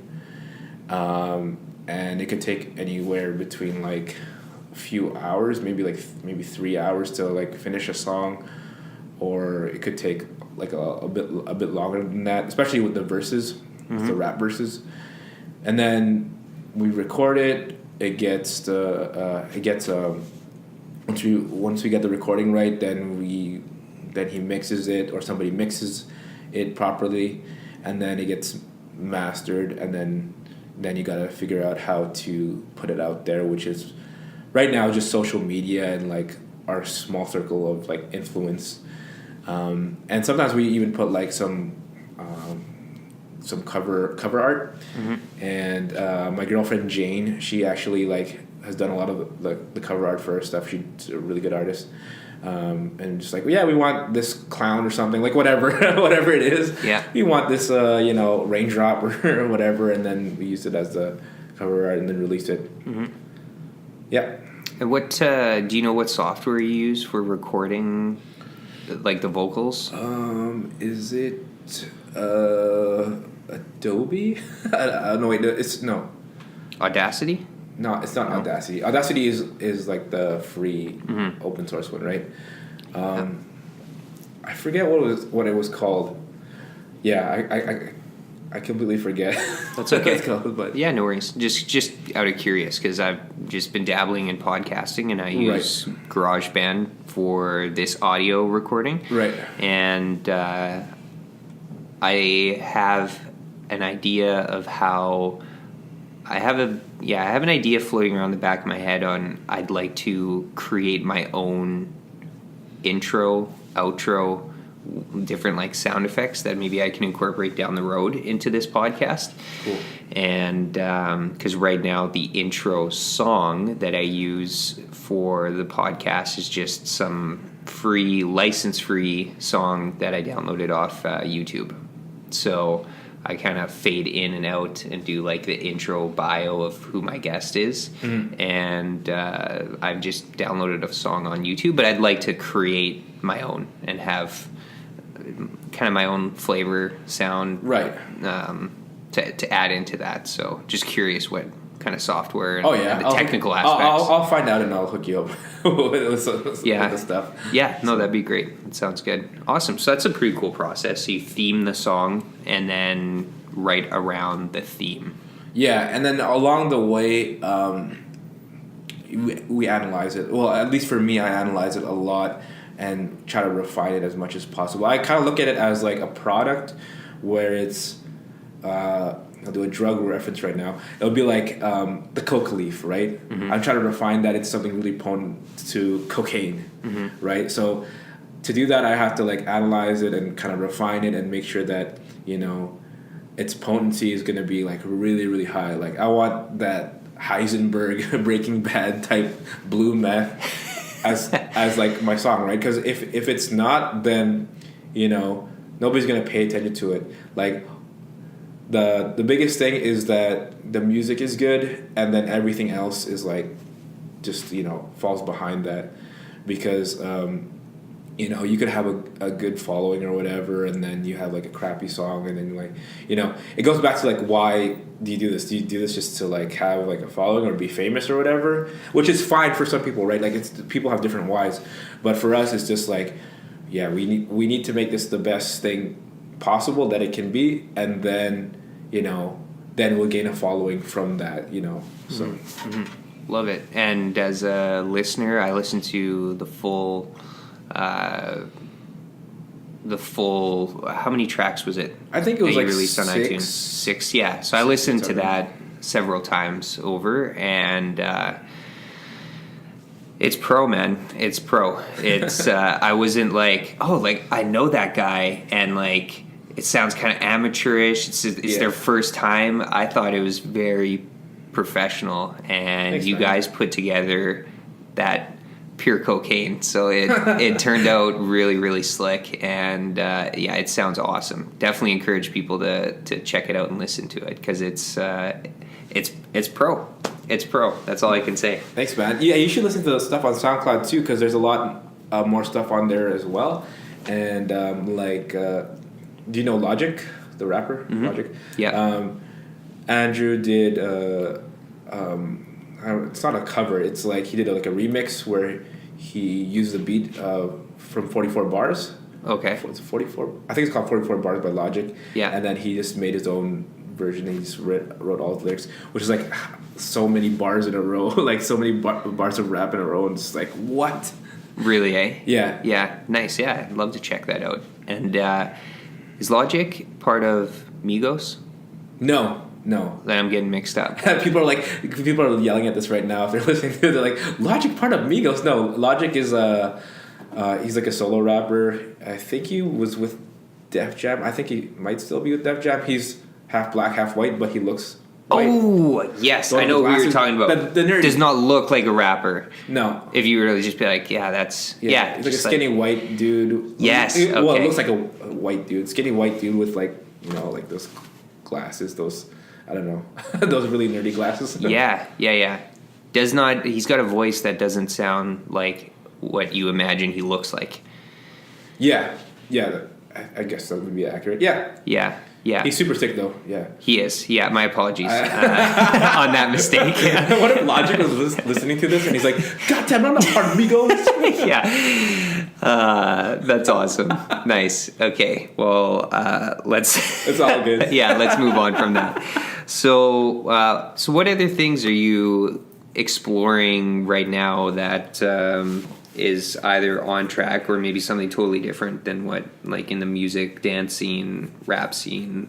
What are you currently working on? I'm looking to bring back the podcast that I had going for a while. It was called Cypher Talk, and it just pretty much came about by listening to Joe Rogan a lot. Yeah. I found Joe Rogan. It sounds like a religion. I found Joe Rogan, and now I see the light. So I pretty much base it off kind of like that. It's like a free form podcast where I just interview people from the dance scene mostly. Sometimes it's just other stuff related, but because I was really curious about their story. I'm sure like how you're curious about other people with this podcast. Yeah. And just like how they start dancing, like what do you think about the dance scene? How do you think we can grow from what we are right now? And like what do you see for the future? And all those kind of questions. Because I don't really I know a lot of dancers, but I don't know them that well. So although it shouldn't be strange, it seems strange to just talk to somebody for an hour or two, get coffee and I want to know about you. I'm like, they'll be like, why? I'm curious. Yeah. And so this is one way that's a little bit easier to ask people to for the time and ask them questions, and then hopefully something in their story will help inspire somebody listening, and maybe there's some tips, or maybe there's something just to uplift people, maybe inspire them, and just motivate them and educate them about some of the history that doesn't get shown a lot, just in everyday life, right?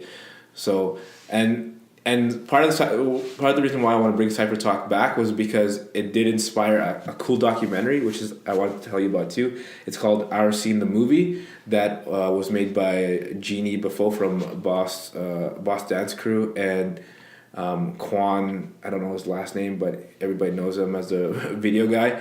And they made this documentary on the Winnipeg dance scene, which is super cool. It reaches back all the way into the 80s.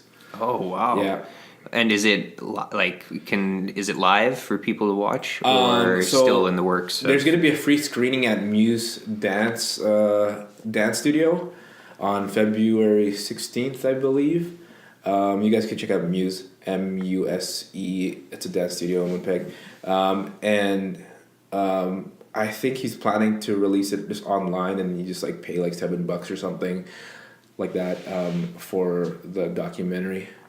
I wish it was going to be on Netflix. That would be cool. But so he spent 2 years making this documentary. He interviewed a lot of people, including myself, but a lot of people, and it's it's a really cool, insightful look into the Winnipeg dance scene. Yeah, and let's dive into the Winnipeg dance scene a little bit since you're on that, and then I want to come back to podcasting. Sure. But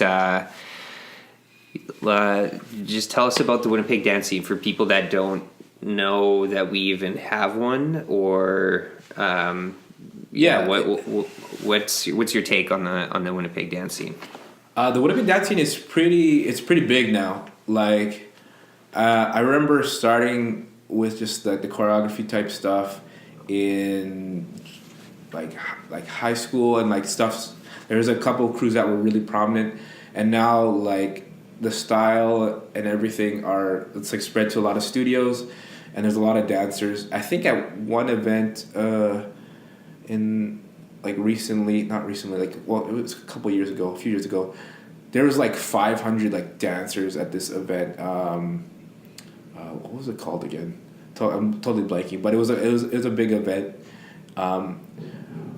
There's that, which is good. Like the choreography scene is good with the urban choreography, but the street dance scene with just some of the freestylers and the variety of dance is kind of it's better, but it's still a little bit lacking, right? In my opinion, there should be a lot more house dancers. People whacking. It's a style. It's a funny style. Yeah, everybody tells me it's a weird name. Whacking. There should be a lot more crumpers. Like there should be like all these different. Like there should be a lot more poppers, lockers. But I think that's gonna eventually come in time. Like me and my buddy Mark, we talk about this stuff all the time, and the scene is definitely better now for that than it was before, and it's easier to get in touch with people who want to learn that. Who are learning that who want to learn that style. So if you guys are looking for a time to to learn a certain dance style in Winnipeg, then all you have to do is like pretty much ask one person, and they'll direct you, or they'll know somebody or whatever, and you'll get linked up, get into the network of it, and then you'll see like the bigger picture. So I think the scene is good. I still think there's room for growth, because Vancouver, Montreal, Toronto, man, like Toronto has a popping battle every week almost, which is ridiculous, right? We have a popping battle every like 7 years, and it's like one that I would like somebody internal has to like promote and like organize and everything. And it's more like a showcase type thing. Yeah. So. There's definitely a lot of opportunity for growth, and even to bring in more dancers of different styles to come to the city, and because it's right in the center, mm-hmm. and compete. So I think that's going to be some of the future stuff that I'm going to look into and try to get the scene bigger and grow it here, because just going back to the Sesh Grounds thing. I still think that there's a huge market in like the dance scene, especially if you like compare it to skateboarding.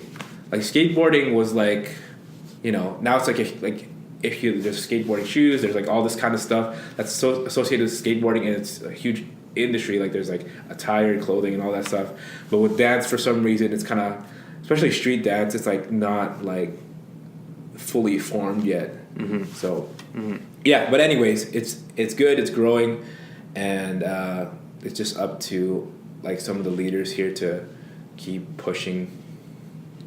Absolutely, and I think looking at the various forms of dance, Winnipeg is extremely multicultural, and I'll do a quick little plug on Winnipeg. So Winnipeg's very multicultural. We have in the summertime, if you want to get a taste for just, I guess, multiple ethnic background dances, we have a 2-week festival called Folklorama that is in summertime, and it takes place all over the city of Winnipeg, and basically it's different ethnicities that host their it's all centered around their heritage, and then they have their types of dances. That's like a totally different like segue from like the hip hop dance scene in Winnipeg, but there's a lot of like ethnic dances that get showcased during that 2-week festival, which is awesome. And then you get to try the food, and there's like memorabilia and everything that gets available for purchase. But then also thinking of the Royal Winnipeg Ballet, they're regarded as one of the best in the world, and they recruit dancers from all over the world, and very, very high caliber dancing that comes out of the Royal Winnipeg Ballet. So that's just two things that just popped into my mind that I thought would be worth sharing for people that don't know much about Winnipeg. Yeah, and people forget that, well, maybe people don't forget, but people have to realize that Winnipeg is a small city. Mm-hmm. So if you're comparing it to like Vancouver or some of the bigger cities, then yeah, maybe probably a lot of things are going to be like scaled down a little bit, right? Mm-hmm. So like it's a great time to be in Winnipeg for dance and for culture too. Like there's just a lot of things going on. Mm-hmm. So if you don't mind some cold. Yeah. Some Toronto dancer was posted on Facebook about like wearing ripped jeans in like Toronto or something, and it was cold or whatever. And I was like, you try doing that in Winnipeg. Your knees will fall off. Yeah, it's cold in the winter. If you want to come, I recommend coming in the summertime, but there's a ton of stuff. Summer is really nice though. Like it's like it gets super cold here, but it also gets pretty warm. Like people forget about that. Absolutely. It's super nice in the summertime. Yeah, we have the 80-degree swing. We got minus 40 and plus 40. It's a very unique place. Bipolar people. Yeah, exactly. So that's awesome. What else? Going back to podcasting. Yeah. So good name, Cypher Talk. I love that. Yeah. Talking about music and what drew people to their background. And I just wanted to highlight one point that you mentioned about getting the chance to know people more and asking more questions. And I just want to touch on that because that's one of the whys into why I started podcasting was I also found Joe Rogan and really enjoyed listening to longer format podcasts, and I thought this was something that I would be able to do and would enjoy doing it, and it also gives me the opportunity, similar to how it does for you in Cypher Talk, to sit down with somebody face to face and then get to know them more and ask them questions and find out about their background info. And it's just an uninterrupted period of time with another person where you get to dig beneath the surface. And that's one thing that I don't really like is surface level conversations. And you know, when you go into like a group of people, it's just like, hey, how's it going? What do you do? Talk about the weather or whatever other mundane topic usually gets discussed. I just tend to shy away from that, and I just want to get back into just like quality over quantity and really getting to know people better at a below the surface level. And I also think this also stems from going back to social media and the rise of just digital marketing. We spend so much time on our phones, and how much quality time are we as like on a macro level actually spending with people that we're not getting distracted or sidetracked from our phone and diving off into whatever. It's just distraction, right? So it's nice to get to have some quality time with people. So I just had to highlight that. Yeah, for sure. And like with the podcasting, or even just talking to people for a longer period of time and getting to know them on a deeper level, it's like therapy too. Like sometimes if you feel bad or whatever and you just talk to somebody for a while, like you feel way better. And yeah, I think a lot of social media is just showing only your best side and never showing your worst side, or some side that may not be so appealing to other people.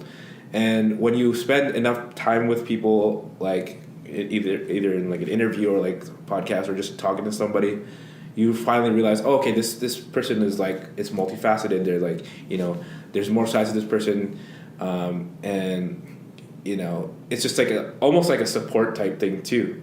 So I think that's really important, especially with people growing up with just, oh yeah, everybody else's life is still great. How come my life's not great, or I don't feel great in my life or whatever? Because all you see on social media is just, you know, the highlight reel. Yeah, pretty much. Yeah. No, absolutely. It's really important to have things like this, even if this wasn't even recorded. And this is good too, because I guess it'll reach a lot of people, and it'll be like, this is kind of a tangent, but it'll reach farther in time than anything else, right? So it's going to be like 50 years from now, somebody's listening to this, and it's almost like a time capsule. So it is, absolutely. So your kid or whatever your grandkid could be listening to this and be like, holy smokes, I didn't know I didn't know Grandpa Dean did that. I didn't know he Harlem shaked and like doing the crip walk or whatever. Absolutely. Yeah. And so those two moves, crip walk or sea walk and the Harlem shake, those were the two dance moves that primarily those were like my moves that I was kind of known for. And for those that don't know, I had a YouTube channel back in like 2006, right when YouTube started. Oh, and man. You could have been one of those huge YouTube like dancer stars. Yeah, so I had a YouTube channel way back when, and I had a bunch of dance videos uploaded from that period of time. It was basically like high school, and I just loved. And I think this is where like we just get along and find that similar passion in dance and music. I just love listening to music, wanted to dance, am not trained at all, but I just enjoy dancing. And so I made a bunch of dance videos, put them up on YouTube. And I just recently got access to my YouTube account because I could not remember what email address and what my password was. So I haven't had access for like 10 plus years. I just got access literally in December, right when I started this podcast. And I know some people that do share their podcasts on YouTube, and I wanted to be able to do that, but I didn't want to create a new YouTube channel. And so anyways, for anyone interested, if you want to have a laugh, feel free to check out my YouTube channel and check out some old dance videos. It's funny, but you're really good. Like it was really good. It's like, what? Like this guy grew up around like black people or something? Like where did he grew up in like Harlem or whatever? Thanks, man. Yeah, I don't know where it comes from, but I always liked dancing, and I think it was around the time of high school in the 90s, just watching, like Usher back in the day. I was like, God damn, that guy's got moves. And then Chris Brown came out, and that I was just like, God damn, he just took it to another level. He was just crazy. And I'm a huge Chris Brown fan. I would love to see him live because I think he's an entertainer through and through. Yeah, it's insane. I remember your story about Salah. You met Salah on the street. Where did you meet him again? Yeah, so for those who don't know, Salah is a very famous dancer. And what would you say his style is? Just like he's a street performer. He does popping, animation. He's a thing they calls PABE, PABE, popping, animation, boogaloo, and effect. So he's I guess if you're thinking about like a popper, he's more of like, he's a popper, but he's one of those trickster kind of dancers, and he also breaks. He does do b-boying, but he's a overall dancer, entertainer kind of dude from France.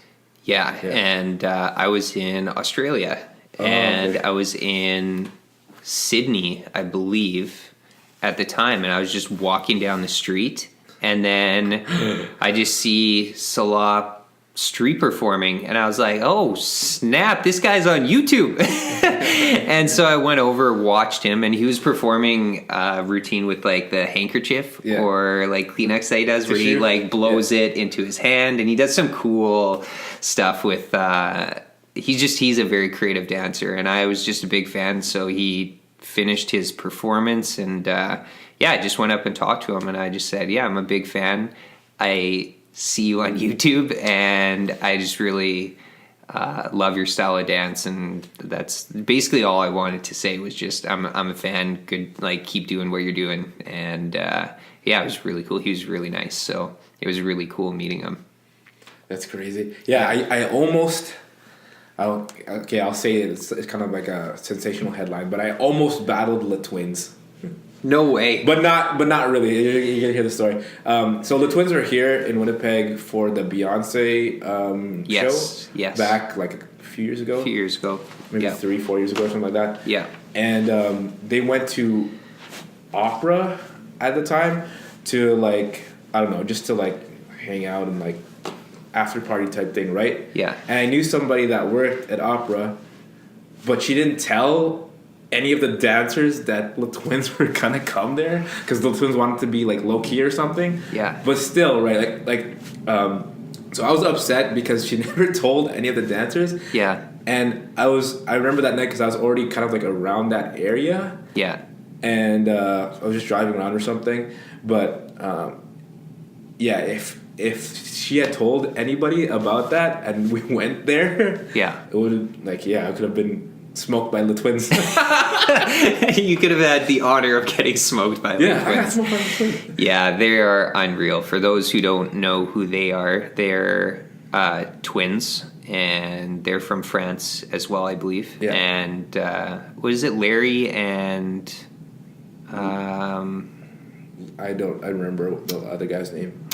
Sorry, Lay Twins. But anyways, they're unreal. They're like my favorite dancers, and they've been on Ellen and a number of other performances. I'll throw a video of Salah and Lay Twins on this post because they're mesmerizing to watch dance. They're so clean. They're so clean. They're unreal. There's this video of one of them, I forget who it is, but they're interviewing him and he's pretty much killing the beat on this song.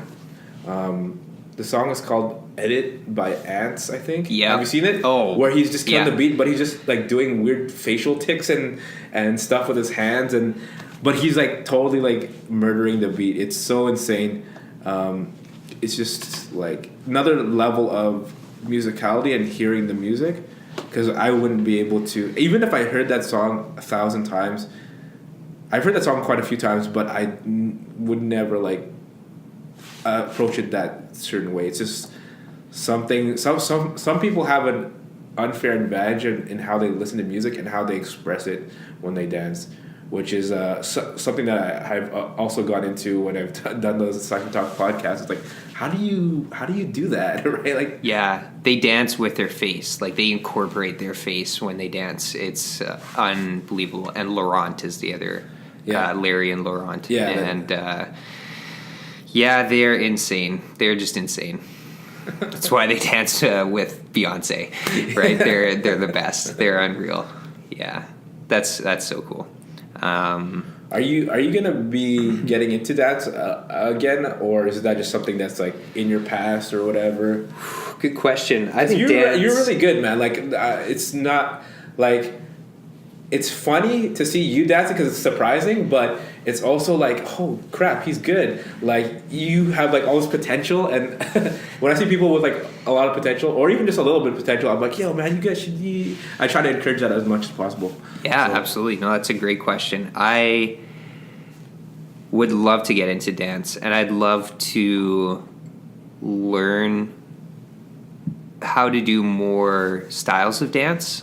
Choreography is not my strong suit, so going back to around like high school, I guess, I also got into debuts and cotillions, and so yeah, I was like the white guy that could dance, and I had a bunch of Filipino friends, and so just tell people what a debut and cotillion is for those who don't know. It's pretty much when a girl turns 18, she has this birthday party, and the cotillion is pretty much a bunch of usually her close friends, guys and girls, who do a number of dances. It could be like a waltz, a salsa, and sometimes they say a modern one, which is like the choreography, urban choreography type stuff that they can incorporate.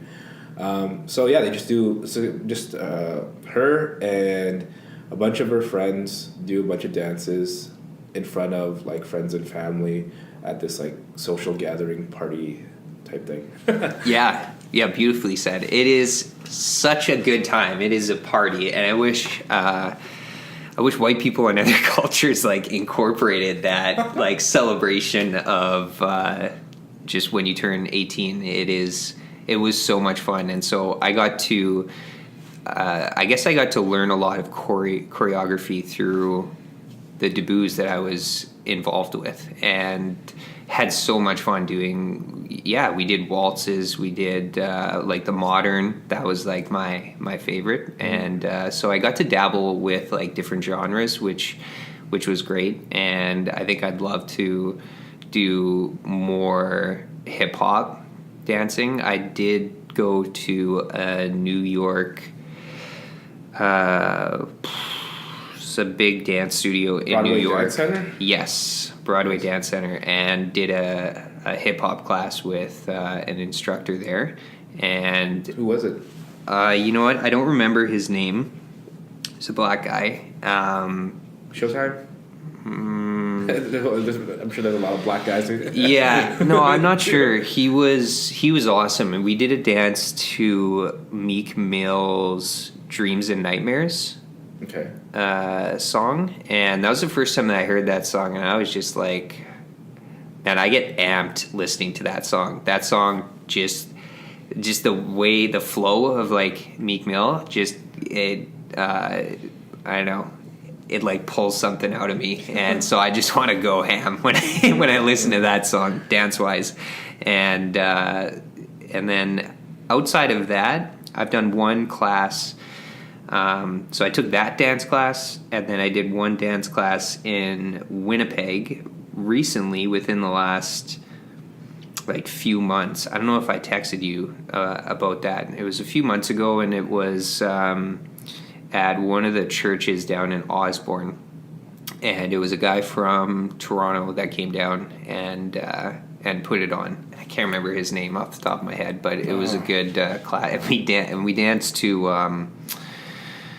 what was Drake's song? Kiki, do you love me? Na, na, na, na, na, na. In My Feelings or something? In My Feelings, that's it. So we did a dance to that, which was fun, and.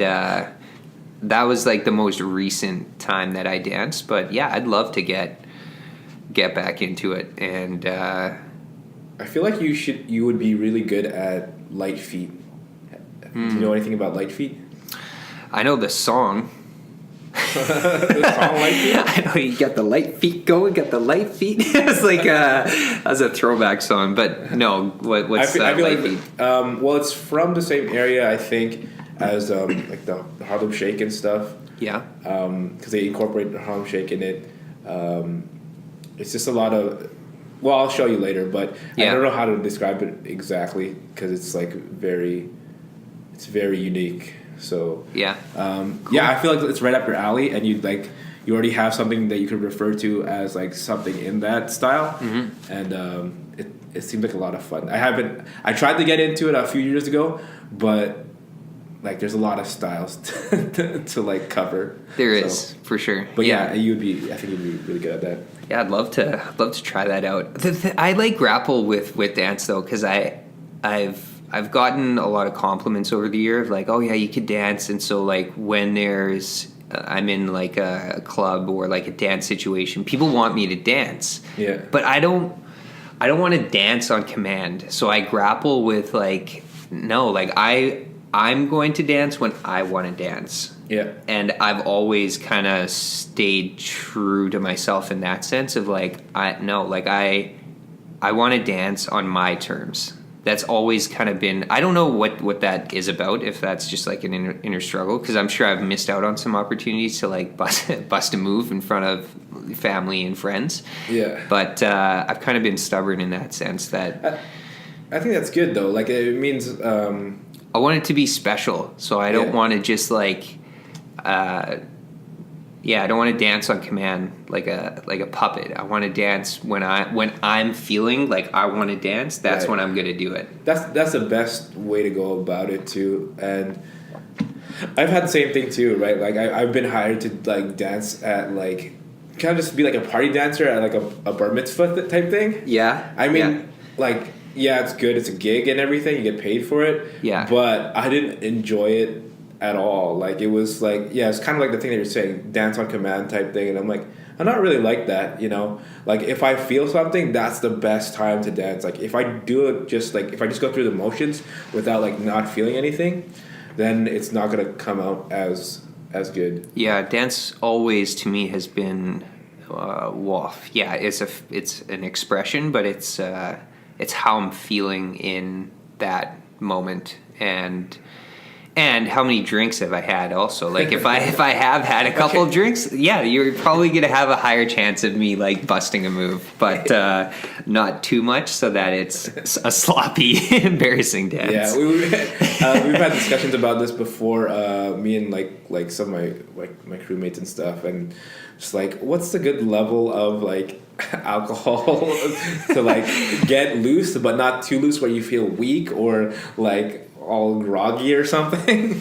Yeah, and, exactly. This one time we did a showcase, and it was me, Mark, Allison, and MJ, and everybody except for me drank right before we performed, and they were, like, in some kind of, like, weird, like, headspace when we were dancing, and after they're like, yeah, we shouldn't have drank before before our performance, but I was like, yeah, that's why I didn't drink, guys. Yeah, there's certainly there's a specific spot where you could, like, get loose but not too loose, and still perform pretty well. Yeah, exactly. Yeah, it depends on your tolerance. I think for me the sweet spot is, like, 2 drinks, because one is like, okay, but, like, 2, I think it's like, okay, now got more confidence, can go and bust a move. So yeah, that's awesome. But yeah, no, I'd love to explore more of the dance scene in Winnipeg. And one thing, because I know my wife's a dancer, she found it frustrating coming when we moved back to Winnipeg. There wasn't that many drop-in dance places that you could go to in Winnipeg. Just to, like, you'd have to commit to more of a full season, or like 10 plus classes, or like, you know, you go to a dance studio, you pay whatever fees, and you get into it. And there's a lot of those dance studios in Winnipeg that you can start at a young age and work your way up. But then once you kind of graduate from, like, whatever age that is, and, like, the teens, post, like, when you're in your, like, early 20s and now into, like, adulthood, and there's a lot of millennials now wanting to still dance because they danced when they were younger. I think it's gotten better since we've got back. There has been a number of places that have opened up and allowed drop-in dance sessions for people that just don't want to commit to a full season or year of dance at one spot. They just want to pick and choose and dabble at their convenience.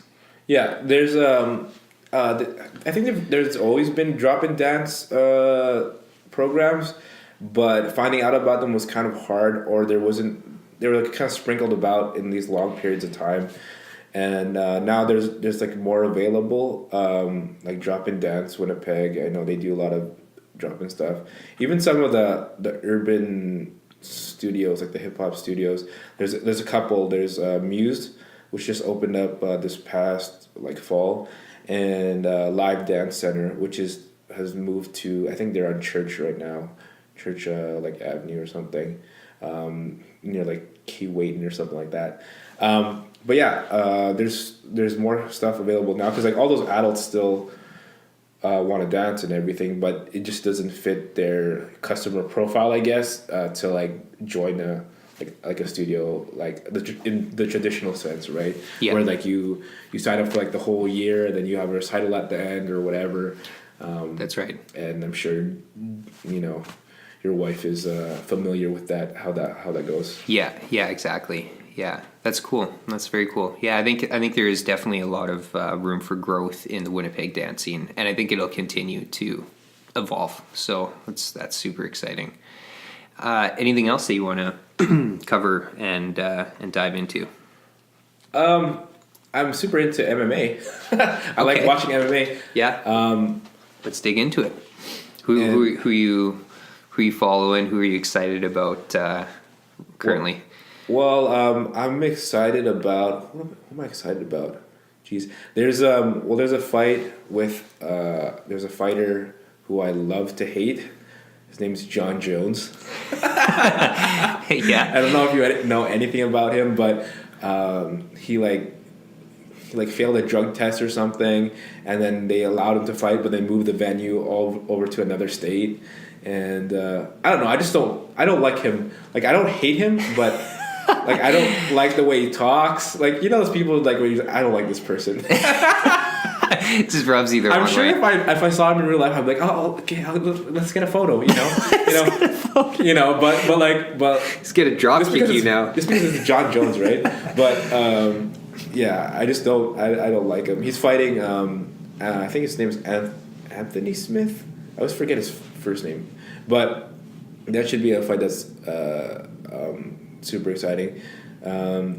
Yeah, I just like I mostly watch UFC. I don't really watch Bellator or some of the other promotions, but yeah, I'm super into it. It was funny because my cousin Tyrone had a wedding in September, and it was the same night as Conor McGregor versus Khabib Nurmagomedov, and somebody was like live streaming it on their phone or something, and went like, oh, and then I was like, la, la, la, covering my ears, just like, I don't want to know what is going on. And then I recorded the event and at home on my DVR, and then I just went home and watched the fight afterwards, like, and it was just, yeah, I was like, I really wanted to watch it live, but I'll have to settle watching it like after the fact. So yeah, I'm super into that, and it's fun for me. What got you into UFC? Because I'll talk about my interest in it after, but I'm just curious to see what drew you into UFC. It's interesting because I would see it on like satellite TV here and there, like in like the mid 2000s and even maybe in like the early 2000s when satellite TV was a thing where everybody was ripping off. Like it was kind of like this whole thing with satellite where people were getting like these bootleg satellite things. Yeah. But I wasn't really that interested in that point, which is weird. And then they came to Winnipeg for UFC 161. Mm-hmm.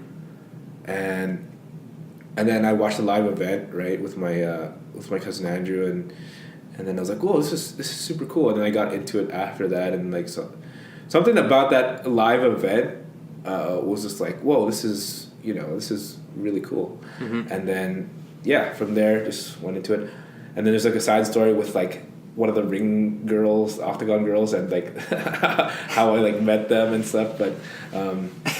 Yeah.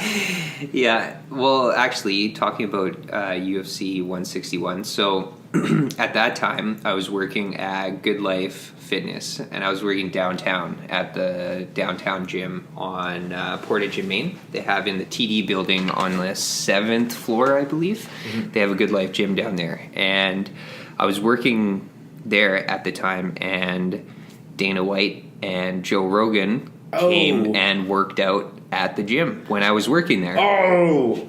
And a bunch of different trainers, like personal trainers that worked at Good Life, and people that were there were big fans, and everyone was going around taking photos or whatever. I wasn't into the UFC at that time. I also had not discovered Joe Rogan yet, his podcast at the time, so I was just like, oh, that's the guy from Fear Factor. Yeah, everybody was like that. That's the right? Fear Factor guy. Yeah, that's Fear Factor guy. So eat the balls, eat them, 5-4. Yeah, so I was just like, why are people like? Oh, actually, no, I got it. UFC was getting bigger and bigger. I'd recognize both those guys, so I was just like, yeah, cool, but I didn't go over, take a photo or whatever. Now, listening to the Joe Rogan podcast, I'm a big fan of his podcast. One of his inspirations for me starting this podcast is Joe Rogan, and so I wish I did go over and just, I wish I was a fan of his podcast or discovered him when he came in, I would have had the opportunity to go and say hi or congratulate him or whatever. So, anyways, that's just a little side story that they came in and worked out at the gym that I worked at the time, which is really cool. That's sick. Yeah, and I know for me, I was not into the UFC when at first I was a late. I'm still like late into getting into it, but I like Conor McGregor. He is just a entertainer, and I watched his documentary Notorious not long ago, which was so good. And you're nothing. You're absolutely nothing. Yeah, he's just a unicorn. He's so interesting and very talented, and the psychological warfare that he plays is something that I'm really interested in just watching. Like, I've watched him, when they do the weigh-ins and they're face-to-face, and he looks into his opponent's eyes and just tries to fish out whatever weakness he can. He's got a killer stare down. I love that about him, and just the psychological warfare that he does on his opponents is awesome, and visualization. And I love and want to dive into more research on the importance of visualizing any goals that you have and the life that you want to create for yourself. All starts with if you can master your mind. I just think it's so cool. Yeah, I think that's one of the things that really was compelling with him was, and he has a great story as well, because he was pretty much on welfare for the longest time until he got to the UFC and started making all that money. Yeah, but. Yeah, and his visualization type thing, especially with the Nate Diaz fight, the first fight he lost, and then after that I think he had a photo or something, something that would help him visualize him beating Nate Diaz, and then he ended up beating him on the second fight. And yeah, the trash talk and stuff is just entertainment for me. It is because there's some people who can pull it off and it doesn't It's entertaining, and other people pull it off and just sounds kind of not their style or not authentic, or it's kind of phony or just kind of pandering. But yeah, I really like him. I don't appreciate him throwing that dolly, but that was crazy. Yeah, but definitely an interesting person, and I think he kind of I don't want to say save the UFC, but he's definitely one of the big stars that attracted a lot of eyes towards it, especially with when Ronda kind of fell out, and Ronda Rousey fell out, and John Jones wasn't able to fight for a while or all that kind of stuff. So yeah, McGregor's cool. I like Khabib too, but he's just a beast. He's there to just run a train on everyone, basically. He just dominates. I was tripping out when I saw Daniel Cormier in real life, because there was another event that was UFC came here for. It was a fight night.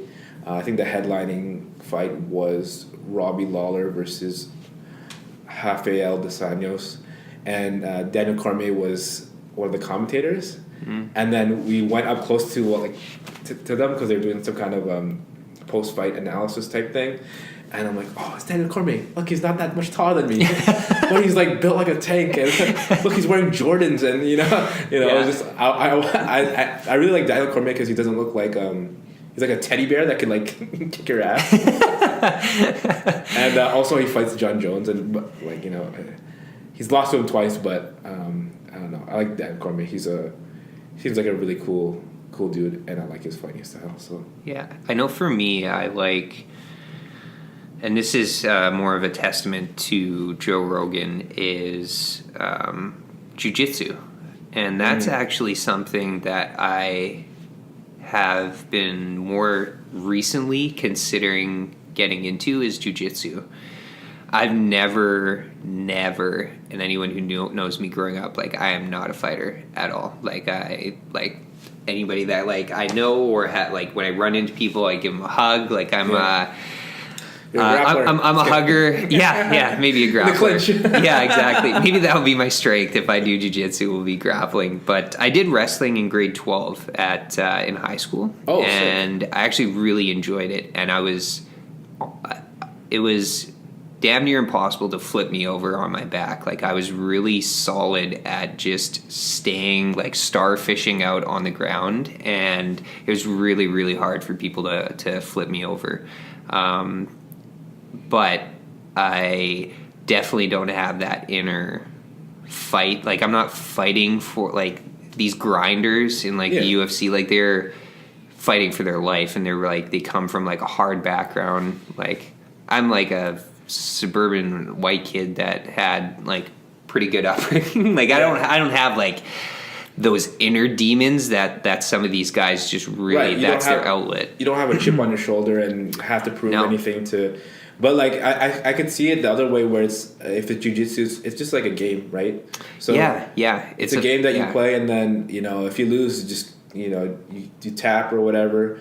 One of my my cousins, she has a husband who's, like, heavily into jiu-jitsu. Okay. And he's, like, from what I see in the videos that he posts, he's really good. Yeah. So if you want a reference or something, I don't know. I think they're, like, as far as what I've heard about jiu-jitsu, is that the environment and, like, the atmosphere is really, like, welcoming and super chill and all that. So it's something that I thought about getting into as well. But yeah, I could hook you up and say, like, this guy wants to start and whatever, and he wants to roll and everything. So. Yeah, that'd be awesome. I just want to be humbled, and I want to learn how to choke somebody out. well, not just that, but I want to learn self-defense. So if I do get ever in a situation that I need to defend myself, from what I've heard, I've never, like, witnessed any jiu-jitsu or, like, seen it firsthand, but from what I've heard, it's good for self-defense, and I like that aspect of it. I'm not in there, like, I don't want to go in there and just like kick somebody's ass. Like, I'm not there to learn that. I would want to go into it to just learn self-defense, learn some skills, and I like the aspect when Joe talks about different, like, you can get a small person that's really good at jiu-jitsu against a bigger person, and they're able to defend themselves. And so, like, the size, you don't have to be, like, a one-on-one equal weight size. You could just be, like, super skilled and be able to defend yourself against people that are larger than you. Yeah, basically. And there's also, like, it's not as hard as, like, boxing. Like, if you want to box and do sparring, I mean, you could do boxing and do classes and hit mitts and stuff like that, which is fun. Yeah, it's cool, but like, you're not, like, if you start sparring in boxing and any other, like, striking sports, then there's you get concussions, and it's not really good for your brain, all that kind of stuff. But with jiu-jitsu, you just tap, or and I think most of the time, from what I hear, again, I haven't done jiu-jitsu, is that, like, people are super chill, and, like, if you tap right away, they'll let it go, right? It's not like some crazy, like, Fight Club type stuff. Yeah, for sure. Yeah, that's awesome. Yeah, that's man, cool. You should do that. That'd be cool. Yeah, I think it would be just a cool skill to learn, and killer workout, like killer cardio, and you're just using your brain and your body in a different way, right? Like you said, like, there's, like, puzzles, and you're just trying to figure out, how do I unlock this puzzle? So I recently got into rock climbing while, like, in the last couple of years, and love rock climbing. It is such a cool sport or activity, whatever you want to call it. It's you just look at a wall, and there's just these, like, problems to solve, and it's just you use muscles that you haven't used before, and you move your body in weird ways that you don't normally in everyday situations, and it's a killer workout. And the culture, from the people that I've just been around in, the culture is great. everyone's very welcoming and supportive, and they learn from other people. When you watch other people climbing, it's super, super cool. If you ever want to go rock climbing, let me know. I don't know if that's anything that you'd be interested in, but rock climbing is awesome. It looks cool. Like, there's a lot of these activities that look really interesting, and I'm actually thinking, and I've thought about this in the back of my mind a lot, and at some point I was like, oh, I'll try this, and then stop doing it, and I'll try it again. Is breaking. So I think I was watching actually some tutorials last night, some b-boy tutorials, and I'm like, you know what? I could see how I could get good at this with like some kind of progression or some kind of like, analytical mindset where it's like, okay, I'll do just this for like a month and then learn how to do this really well, and then now I learn the next skill and the next skill, and it's exciting to learn something new and then have that challenge, and with jiu-jitsu or even rock climbing, and have that kind of like environment where everybody's supportive, because people know what you're kind of going through is like, okay, I gotta scale this wall or whatever, or I gotta everybody deals with like the struggle, so I guess that's what unites people when they do these things. So absolutely, and struggle's good. Struggle equals growth, I think. Yeah. It's just if you struggle, you're just like trying to figure out something, and sometimes it's good to like trudge through the sludge, then walk on the sidewalk and observe. It's good to struggle can be good, and I think you learn a lot from struggling through something. Yeah, you definitely learn a lot about your character and how you are, or maybe what your tendencies are, or some of your faults, and you're like, okay, well, I gotta fix this, because it exposes things, right? So, and I think that's what failures did there. I mean, without going into like some Tony Robbins type stuff, it's just like you're gonna deal with failure. It's like how you deal with it, and what you take out of it is what's like really important. So. Absolutely, that's when the test starts. Is when things get hard. Yeah. I try to keep that in the back of my mind when something's like happening, like that's just challenging, and I'm like, okay, well, here's the test. Like, how do you react? And sometimes you fail and sometimes you pass the test. But I think if you like keep learning, then the more times that there's like a test that's about to happen, hopefully you learn from the previous failure, and you just like you move through it in a more graceful manner. Yeah, and what would life be without any tests or any like struggle? It'd just be kind of boring. That's why I think heaven is a weird concept to wrap my head around. Like, if you're like, oh yeah, everything's good.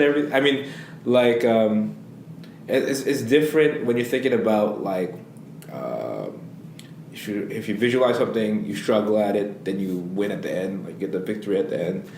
But if there's no like struggle and you just win at everything, like that's kind of, I don't know, it's a weird thing to think about. But yeah, that's another thing. No, totally, it is, absolutely. Anything else you want to dive into? I think it's kind of naturally coming to an end, but I've really enjoyed this talk, and I hope I can be on here more often, and hopefully you get into like light feet and jiu-jitsu and all that kind of stuff.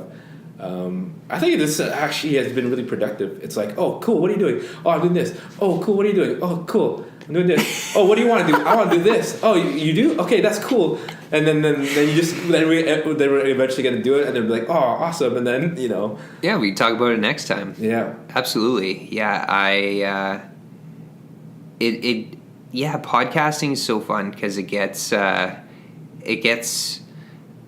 me the opportunity to catch up with people that haven't been able to catch up with in a while. I can't remember the last time that we hung out. It's been like years. So it's super nice to be able to catch up with you, and definitely want to do a round two, hopefully soon. Within, like, we got a lot of stuff both we're looking forward to. I think 2019 is going to be a good year for both of us. So I just say, kudos up to everything that you've accomplished up to this point, and I think you got a lot of really exciting stuff moving forward, and looking forward to doing a round 2 with you. Thanks, man. I just want to say to everybody that Dean has been like the best guy ever. No, because like one of the things that it's gonna get a little bit mushy here, but like one of the things that I look fondly to, like in retrospect, was like, oh yeah, I met Dean at Red River College. Like if I didn't go to college, then I wouldn't have met Dean, and he's a super nice dude. And I don't know, every time I talk with him, he's, I come away after and just feel good, and and he's always smiling. So thanks, man. I definitely smile a lot. That's I think that came from both my mom and dad. They were always smiling. So he's good company. He's definitely good company. You guys, that whole thing with like associating with like people who are like have good vibes and everything. Yeah, Dean is definitely one of those guys for sure. Thanks, buddy. Appreciate it. Likewise, and we got a lot of similar interests, and I think it's been really great getting to know you, and you've always surprised me with everything that you've accomplished outside of college, and just from dance to rapping to everything in between and outside of that. So I'm really excited to just see what you continue to evolve and do. So thank you again for the time. This ended on a beautiful, mushy note, and for sure. Hopefully we can do a round 2 sometime. So thanks for coming on the show. Sweet.